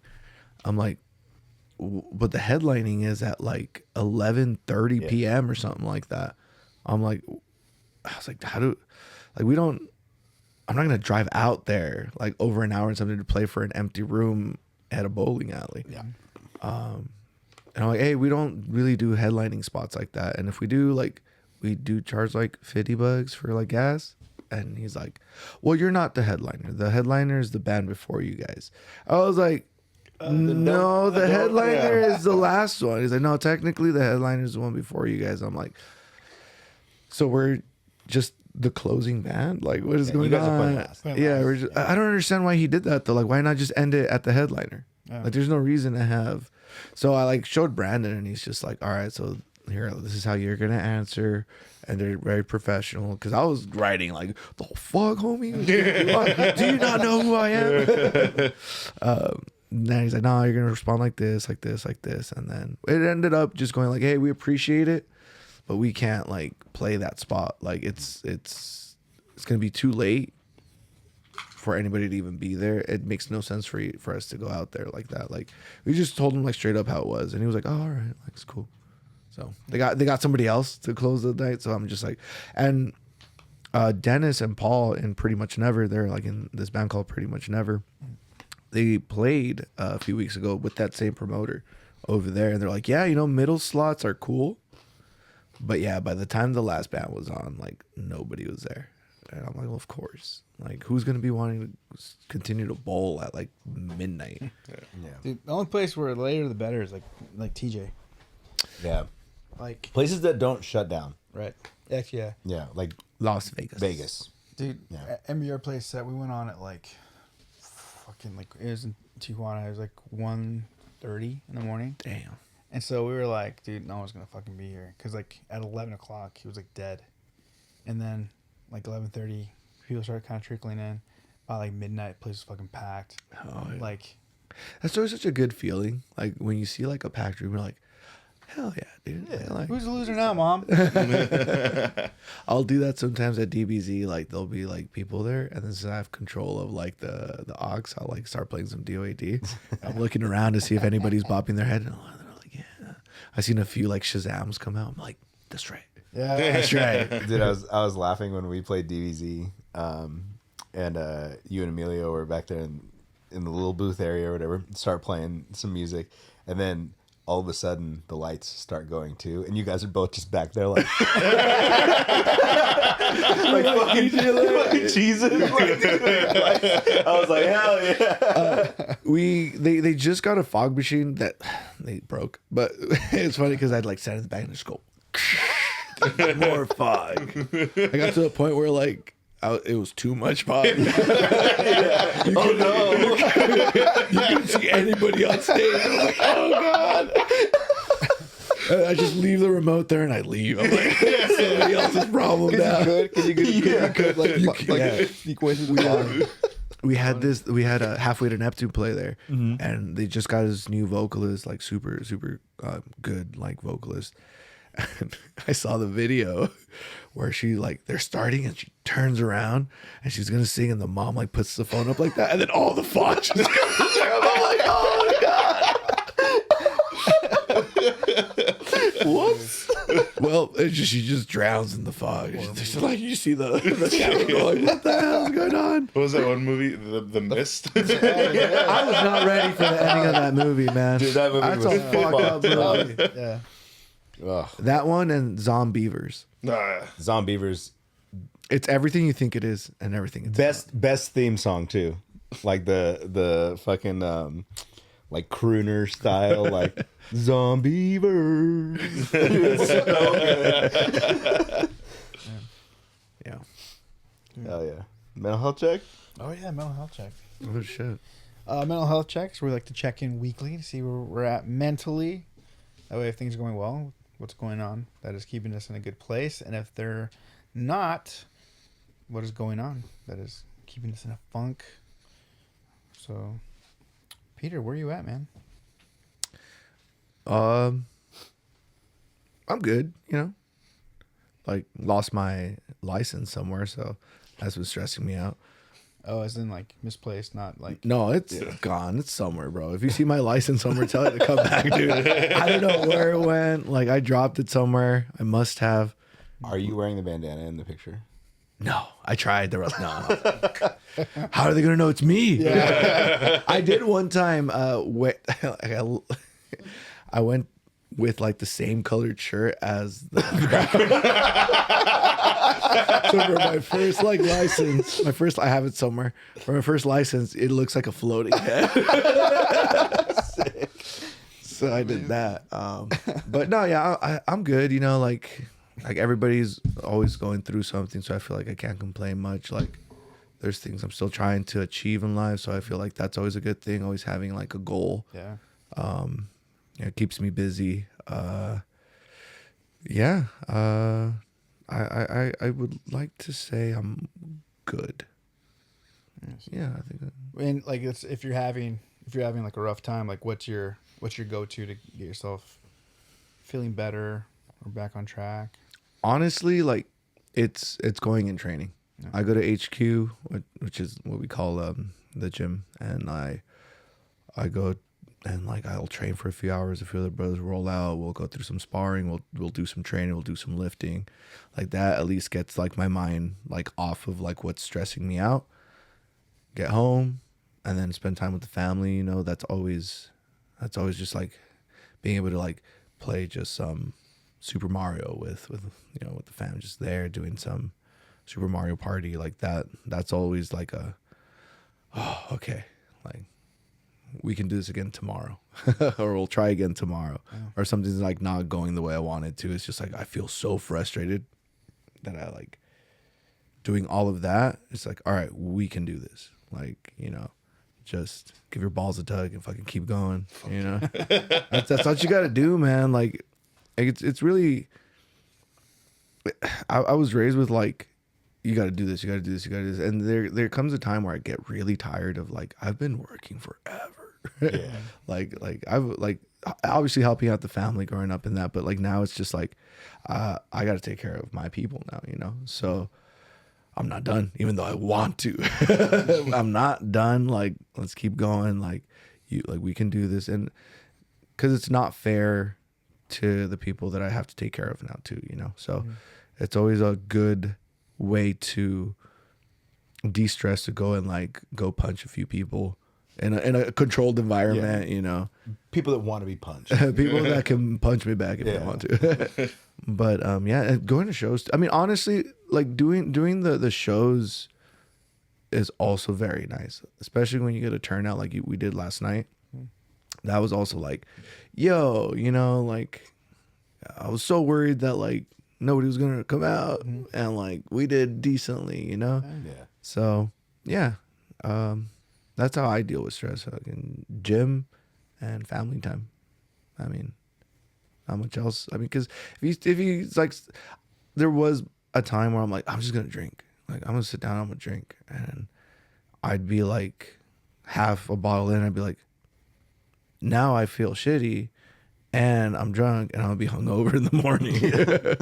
So like that wasn't healthy. So once I was able to find a community that like had a lot of like like-minded people that go through like the same struggles, a lot of us go through the same thing, you know.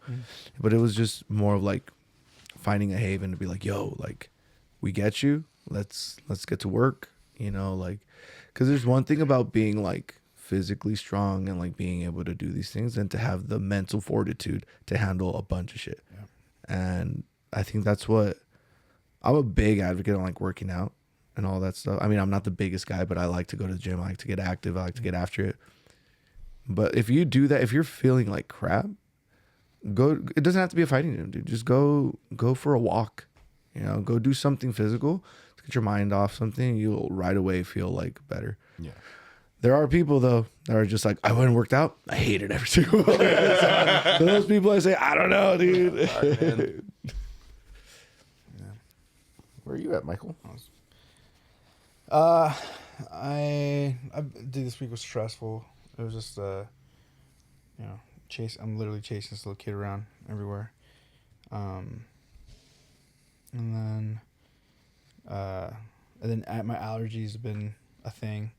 Dude, freaking, so growing up in Riverside pretty much my whole life, the school I grew up going to, first grade till I graduated high school, the school had these trees that just fuck me up, like allergy wise. Like I should know what they're called. The ones with the spikes on the fucking tree trunk. They're the ones that smell like cum. What? You know what I'm talking about? Oh yeah, the good old country. Yeah. You know what I'm talking about? The willows. I don't know. I don't know what they are. They're like they do like blossom and stuff. They have the little white blossoms on them. Yeah. Like Kind of I'm tree. just They're making like- shit they're up like- right now. They're like pearls. I don't know. No, I don't know. I don't know how to explain it. They smell like cum. Dude, they're all over last year. Freaking. What do the little flowers look like? I don't know. Yeah. The tree blooms or blossoms. I don't know what they're called. Yeah. I don't know. It's got like little white petals. Yeah, I think so. That's not those aren't white petals. But It's just a bunch of horny teenagers in the quad, man. Have you smelled those trees since? Yeah, when's the last time you smelled these trees? it's been a minute. But anyway, so I remember. So I like in the last month or so, I've been got a new client, new kid. So I'm at a different school, and I got to the school. I was like, oh shit! I was like, I smell that tree, and then I saw it. I was like, fuck! I was like, dude, this tree's gonna fuck me up. But I've been fine up until last week. And now you're. The wind blowing, right? Yeah. Oh yeah, the wind too. Wind didn't help it. But so yeah. So this whole week, I just felt like allergies. I get allergies when I get them. It's pretty bad. So it's like draining on its own, and then literally chasing the little kid around is draining, and so it's just been like a very stressful week. But We've had a couple podcast episodes where there used to be grass here, and I'd mow the lawn, not thinking that he'd be here later, and he just has to do the whole episode in sunglasses because his eyes dude, are my eyes just are just crazy. And you can't even take like Benadryl or anything like that. Huh? No, I mean no, because then I'll sleep. I didn't know that would hit you that hard. I took one at work one time. I was like, I think I got allergies. I don't know if I had them. I was like, and I took 2. hell yeah. And I'm like chilling there, and I'm just like, oh no. I got super tired. I was like, I had to force myself to stay awake. That's no joke. It does. I can understand why people take it. Yeah. Dude, I remember there was a couple times in high school when like I was almost like forced to take it just because like I couldn't miss any more classes, and because I'd have to go and like blow my nose or do and so it helped, but it also I was like fucking like felt like I was just high all day. I was like fighting like the urge to sleep. But yeah. Well, so I've been taking allergy stuff, which it helps for the most part, but I still get it, just not as bad. But I say something that was helpful was knowing that I was gonna be recording on Thursday, so that was like helpful for the week to get me like, because I was like singing a lot, and we were I said this on the way here. I was like, around the way here, but I was like, this song that we just recorded on Thursday, like we demoed that song I think almost like 3 years ago or over 3 years ago. Damn. Yeah. And so That's always tough, man, for me. Like, we have this dope track, and it's almost done, but everybody's busy. Yeah. And, like, you can't really get it out, and it's just like, it's finally here. Like, we had Comfort and Violence for a long time, and it's just like, oh, why? The cool thing though about this track is that like we all had demo-itis with it because we had listened to the demo version of it for so long. But now, like we changed guitar parts, Ryan switched some leads up or whatever, so it feels brand new. Yeah. Okay. It feels, and it's cool because it's I think it's way stronger now. I'll show you like the rough version of it before we get out of here. But Yeah. Where you at, Mike? I'm good. I've been chilling. Just focusing on getting a bunch of shit done around the house. You guys saw my yard is like a disaster right now, but kind of just taking advantage of like the extra time that I have right now. Picked up a couple like new clients for voiceover work that are like, if they pan out, it's gonna be like pretty considerable work coming in, which is tight. And then I've just been chilling. Just hanging out with Andrew. Huh? Just hanging out with Andrew. Dude, hanging out with Andrew. Voiceover work, like, for, like, what? So do like so right now I'm working a lot in like the motorsports world, but it's commercials for different companies. Like I just did a whole like the voicemail system for like a company and like their 11 brands underneath them. So when you call them and it's like, if you want to speak to sales, press 1. Whatever. Built that whole system out for them. So shit like that. Are you the one that uses your voice? Yeah. That's so cool. So I've done. Have I talked about this? I don't know if I ever really talked about this in the podcast. I have, right? Yeah, I've done like Super Bowl commercials. I've done like Hell yeah, just a dude. bunch Yeah, of show random him shit. the Morongo one. Is it Morongo or what? It was MGM Grand. MGM Grand. Yeah, You did a Spanish one. I did a Spanish one too. I did one for a Spanish credit union, and I don't speak Spanish. What? And they were like I did the It was the English most racist version. thing ever, dude. It was. Settle down. Yeah. LA Mike. Órale. ¿Cómo estás? ¿Dónde está? música. Dude, so I did the English commercial, and the guy was like, "Do you speak Spanish?" And I go, "I don't speak Spanish." I was like, "But send me the script. I can probably pull it off." And he was like, "Okay." So then he sent me the script, and then I recorded it, and then I reached out to, at the time, my homie's fiance, who was like super fluent in Spanish. I was like, "Hey, let me know what I need to change on this." And she's like, "Okay, your inflection on these words." Wow, So then we got it dialed in, and I like charged double for it because I was like, I don't speak Spanish, but I'm gonna do this for you guys. That's sick. So yeah, it was kind of rad. And then they did like the read, and then they sped it up at the end, so it's like all in Spanish, and it sounds like me talking really, really fast. Like it's like Spanish. Yeah. That's pretty on like the cool. actual commercial itself. So Do you sometimes do the one where like you're looking at the movie and you're making the sounds too? no, like all the Foley work stuff. Yeah. I haven't, but I think that it's fucking rad, and I would love to. But you need like a ton of extra space because you have to do. You just have to like record the most random shit and be able to like kind of position everything. I went to school for audio, and some of the guys like got really into like that Foley work and stuff. That's crazy. And like the way that they would like make the sound of rain and stuff, like it was like rice in like a tube. It's just the most random shit that like, okay, this is Yeah, cool. I played that instrument, right? It's got like a bunch of Yeah, so it's cool. Like prior to COVID, I was really busy, and then COVID hit, and then people like actors and actresses were working from home, so then they started getting all the like a lot of the cool work, Sons of bitches. And then after that, it was just kind of like I didn't want to audition every day for just trying to get roles and stuff, so I would just chill and like. I had my set of clients who would hit me up if they needed anything. But now I've been starting to kind of get back into like doing more work, which is kind of cool. So that's been nice. Peter, I pretty too cool. have done some voice work. He has. It was for, I don't even know what it was. No bragging rights. Riverside. No. Yeah, it was a Riverside. I don't know. Like, I don't. It was like for some. I don't remember. Wasn't it like, and I know we joke a lot, but wasn't it legitimately something about like black and brown people in Riverside? Yeah. Yeah. It was so racist.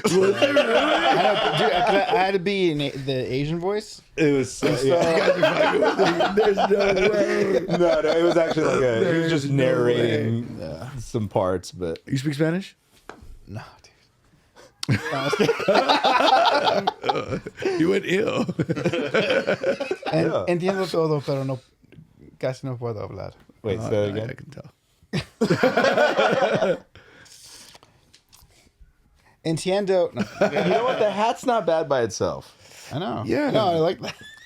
but the combination of the two is a little rough. As soon as I saw it, because I was like, I'm not wearing this. And then Oh, it was that's, like one of those things where I was like, I was like, That's a gambling hat. is it? Is it not? Oh, it is. Oh my god, I thought it had like.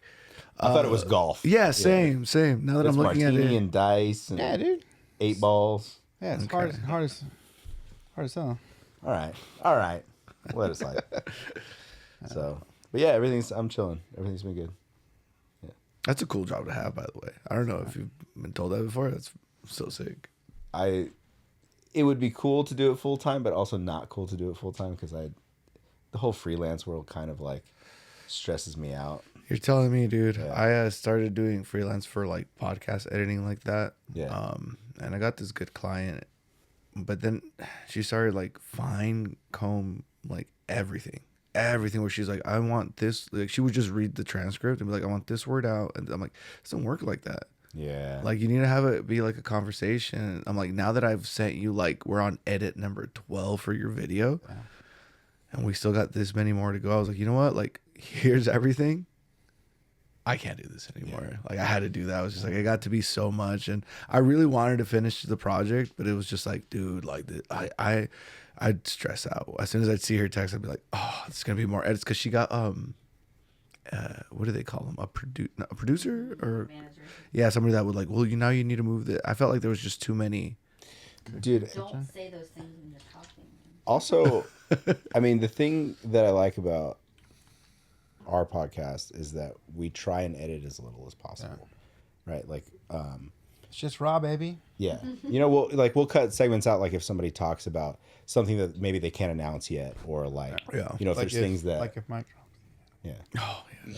So if you say the word no, yeah, but I'd hate when you hear podcasts that are like, I understand cutting maybe some silence when somebody's looking for something or they're trying to, you know, work through phones. But I hate when they go through and cut out every single like or Yeah. and it like starts to feel not natural anymore. It doesn't feel like you're just sitting with your friends talking. It feels like you're like a scripted produced Yep. you know, thing, which is cool for some things. Like, Well, I understood why she wanted it like that. She came from like the TV world too. Yeah. So it's like, I get that you guys do that there, but I've done a ton of podcasts already. That's not how you do that here. People want to get to know the real, like who you are, like in general. Yep. But you know, it's still a great podcast, you know, yeah, largely because of me. No, but And not so much anymore. yeah. so what can I say? Some jams. Let's get the playlist and get out of here. Throw some jams. All right, so we got the Walking Blind playlist. We got one DOAD song and then one song, no genre restrictions, that you've just been jamming lately. Oh man, I knew this was gonna happen and I did not prepare. Let me see here. Okay. So for DOAD, I would Comfort and Violence. Like right now, to me, that one and Here and Now are like really good. Although surprisingly, we had this kid roll up to us. He's like, "Look, you guys were my number one on my Spotify, like Warped, and it's Takiti. The song's so good." I was like, "It's a cover." I know how that feels. Oh yeah. People were like, "Oh my gosh, you have 3 million plays." Wow, like- we only have like 1,000. We'll get there. It's for our Bon Jovi cover. Did I randomly, Mikey Diamond shit came up in conversation like last week. I didn't know that about you. Yeah, A little rapper. and so we were like talking about we did this music video on a beat that Martin produced, but I had put it on like unlisted just because it's like a 420 video, like super heavy smoking, stuff like that, and I was like, work's probably not gonna appreciate it. So it was like, if you have the link, you could view it. If you didn't, you wouldn't be able to find it if you search for it. So I randomly logged into like that YouTube account to get something else, and I looked at the video, and for some fucking reason, there's like 47,000 plays on that video, and I was like, why? Wait, what song? Why? Cali Kush.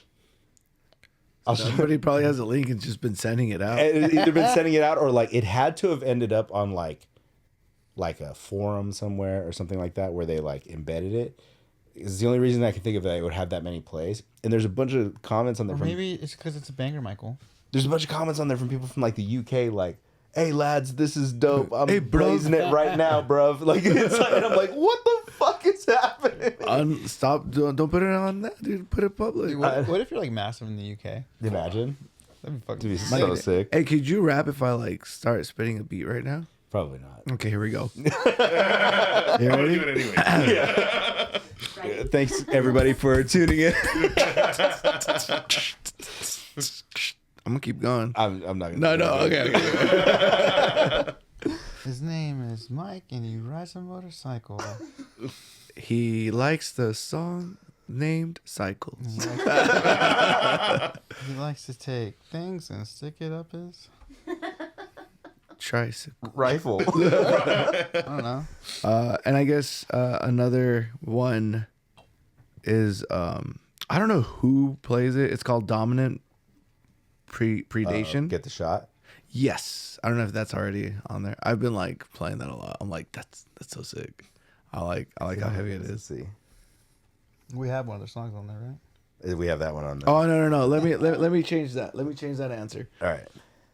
Chin Up High by Ami B Bobby. Club remix by Photon Danger. All right. Got it. There you go. You're welcome. Since we're talking club bangers, I'm gonna add Vin Diesel to mine. Feel like I do. What a banger. Mike?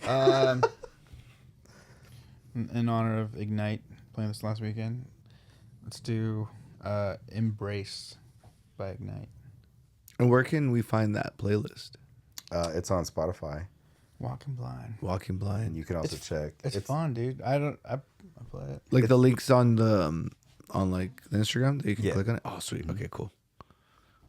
I should have thought of that. Like, wait, technology. I'm with you. Sick. I'm getting to the point where like my kid will be like, yeah, this is how you do this game. I'm like, bro, I'm out of touch now. Like, it's really like, man, I'm feeling old. I was talking to him about something. He's like, oh yeah, so that 7 is written like you write it, like the olden days. I'm like, what? Because I put a line through the 7. That is not all. Yeah, that's how I do it. I'm like, yo, The olden days. Well, I heard, what was junior high? It's like an old school term, apparently. really? What is it now? Middle school. I mean, I knew it as middle school too, but also like junior high. Like, Mike's 41. Well, there's a weird thing that happened to me at work is, they're no longer called PowerPoint presentations. What are they called? It's a slide deck. That's stupid. And if you I hate that. if you That's call it a PowerPoint, they know how old you are. that's crazy. And I was like, bitch, this is a PowerPoint. I used the program PowerPoint. Yeah. I To use use- Microsoft PowerPoint to put this together. And they're like, well, when you present your slide deck. That's just people trying to. It's like, leave it. Stop. Yeah. I tried to explain to my kid what the projector was with like the pieces of paper that Yeah, were dude, clear. clear slides. And he's like, why don't you just put it on TV? I was like, dude. Yeah. I was talking about those too, where they have the blank like sheets that they could write on with like the dry erase Yeah, marker. dude. I thought that was so cool. Did you have Mr. Pearson? Was he still there? Yes. Yeah. Yeah. That's what I think about. I think about Mr. Pearson. Rest in peace. Yeah, he's dead? Yeah. Oh, man. He's a good dude. Well, on that note, R.I.P. Pearson, dude. Thank you for coming and hanging out Thank you with guys us. for having me. It was fun. This was really fun. Hopefully, oh my God. God, dude, like look down the barrel of your camera. We love you guys. See you guys soon. I look like a caddy. You do. You look like you would rep Happy Dad. Not even like- seltzer. I got to ask, what does the intro say? What do you mean? Because you start off, welcome to Walking, and then it starts getting super like low, the voice, and the music starts getting super loud. And I'm like, who is balancing this audio? What happened with that was initially there was an intro that we had, which was like Walking Blind. I don't even remember what we say anymore. Oh, because that's edited out. Yeah. So, but then Yeah, I've heard of But then we lost the original audio for it, and then it was added to like the song that he had sent over. And then for some reason, like the automation got fucked up in there. So then I don't know why we lost the original audio. But then after we had it, we're like, oh shit, I need to recreate this. And I just never have. Oh, I don't think I've noticed. Yeah. you what? Yeah. It's like, You are deaf. It's, like, it's just like walking blind, then you're I'm always like, what is he saying? It sounds so intriguing. if you go way back, like it was a lot better. And then something happened when we switched the intro video. Oh, okay. And then we lost. And I just need to re-record it, but I just haven't yet. Dude. I think for 150, the plan is to change the intro again. All right, You cool. know, something, but do you still have the original audio track, the music for it? Somewhere. Somewhere. I mean, Can I have that? It's on our first episodes, right? I don't know. This? Yeah. Yeah, if you want it. No, I'm just joking. You can't even see it on camera anymore. It doesn't even matter. It's the bottom corner right here. It's badass. You just Overly emotional dudes who overthink and overanalyze everything. Everything. And then it drops. Nothing else big. Nothing the host say can be taken as medical advice. oh yeah, bro. You gotta. Yeah, you gotta really listen for it. At some point, I'm just I like, didn't notice that. stop listening. Where I'm like, I still think we should do like a song as the intro, like the two of us. Yeah. Down. One of your Have friends. Ryan right. I have Music a. I don't want to talk about it on this. We'll end it right here, and then I'll talk about what the plan is. it'd be like walking blind. So, all right, peace. We love you guys. Oh, yeah. it's okay. All right, I don't know why we jumped out so quick on that one. That was me. That was my bad. But make sure you guys check out dreamingofaday.official on Instagram. Check out Peter X Lion. Check them out. They fucking rip. And thank you, Peter, for doing this episode. Thank you to everybody that's tuned in and made it this far. We love you guys. We will see you guys soon. Peace.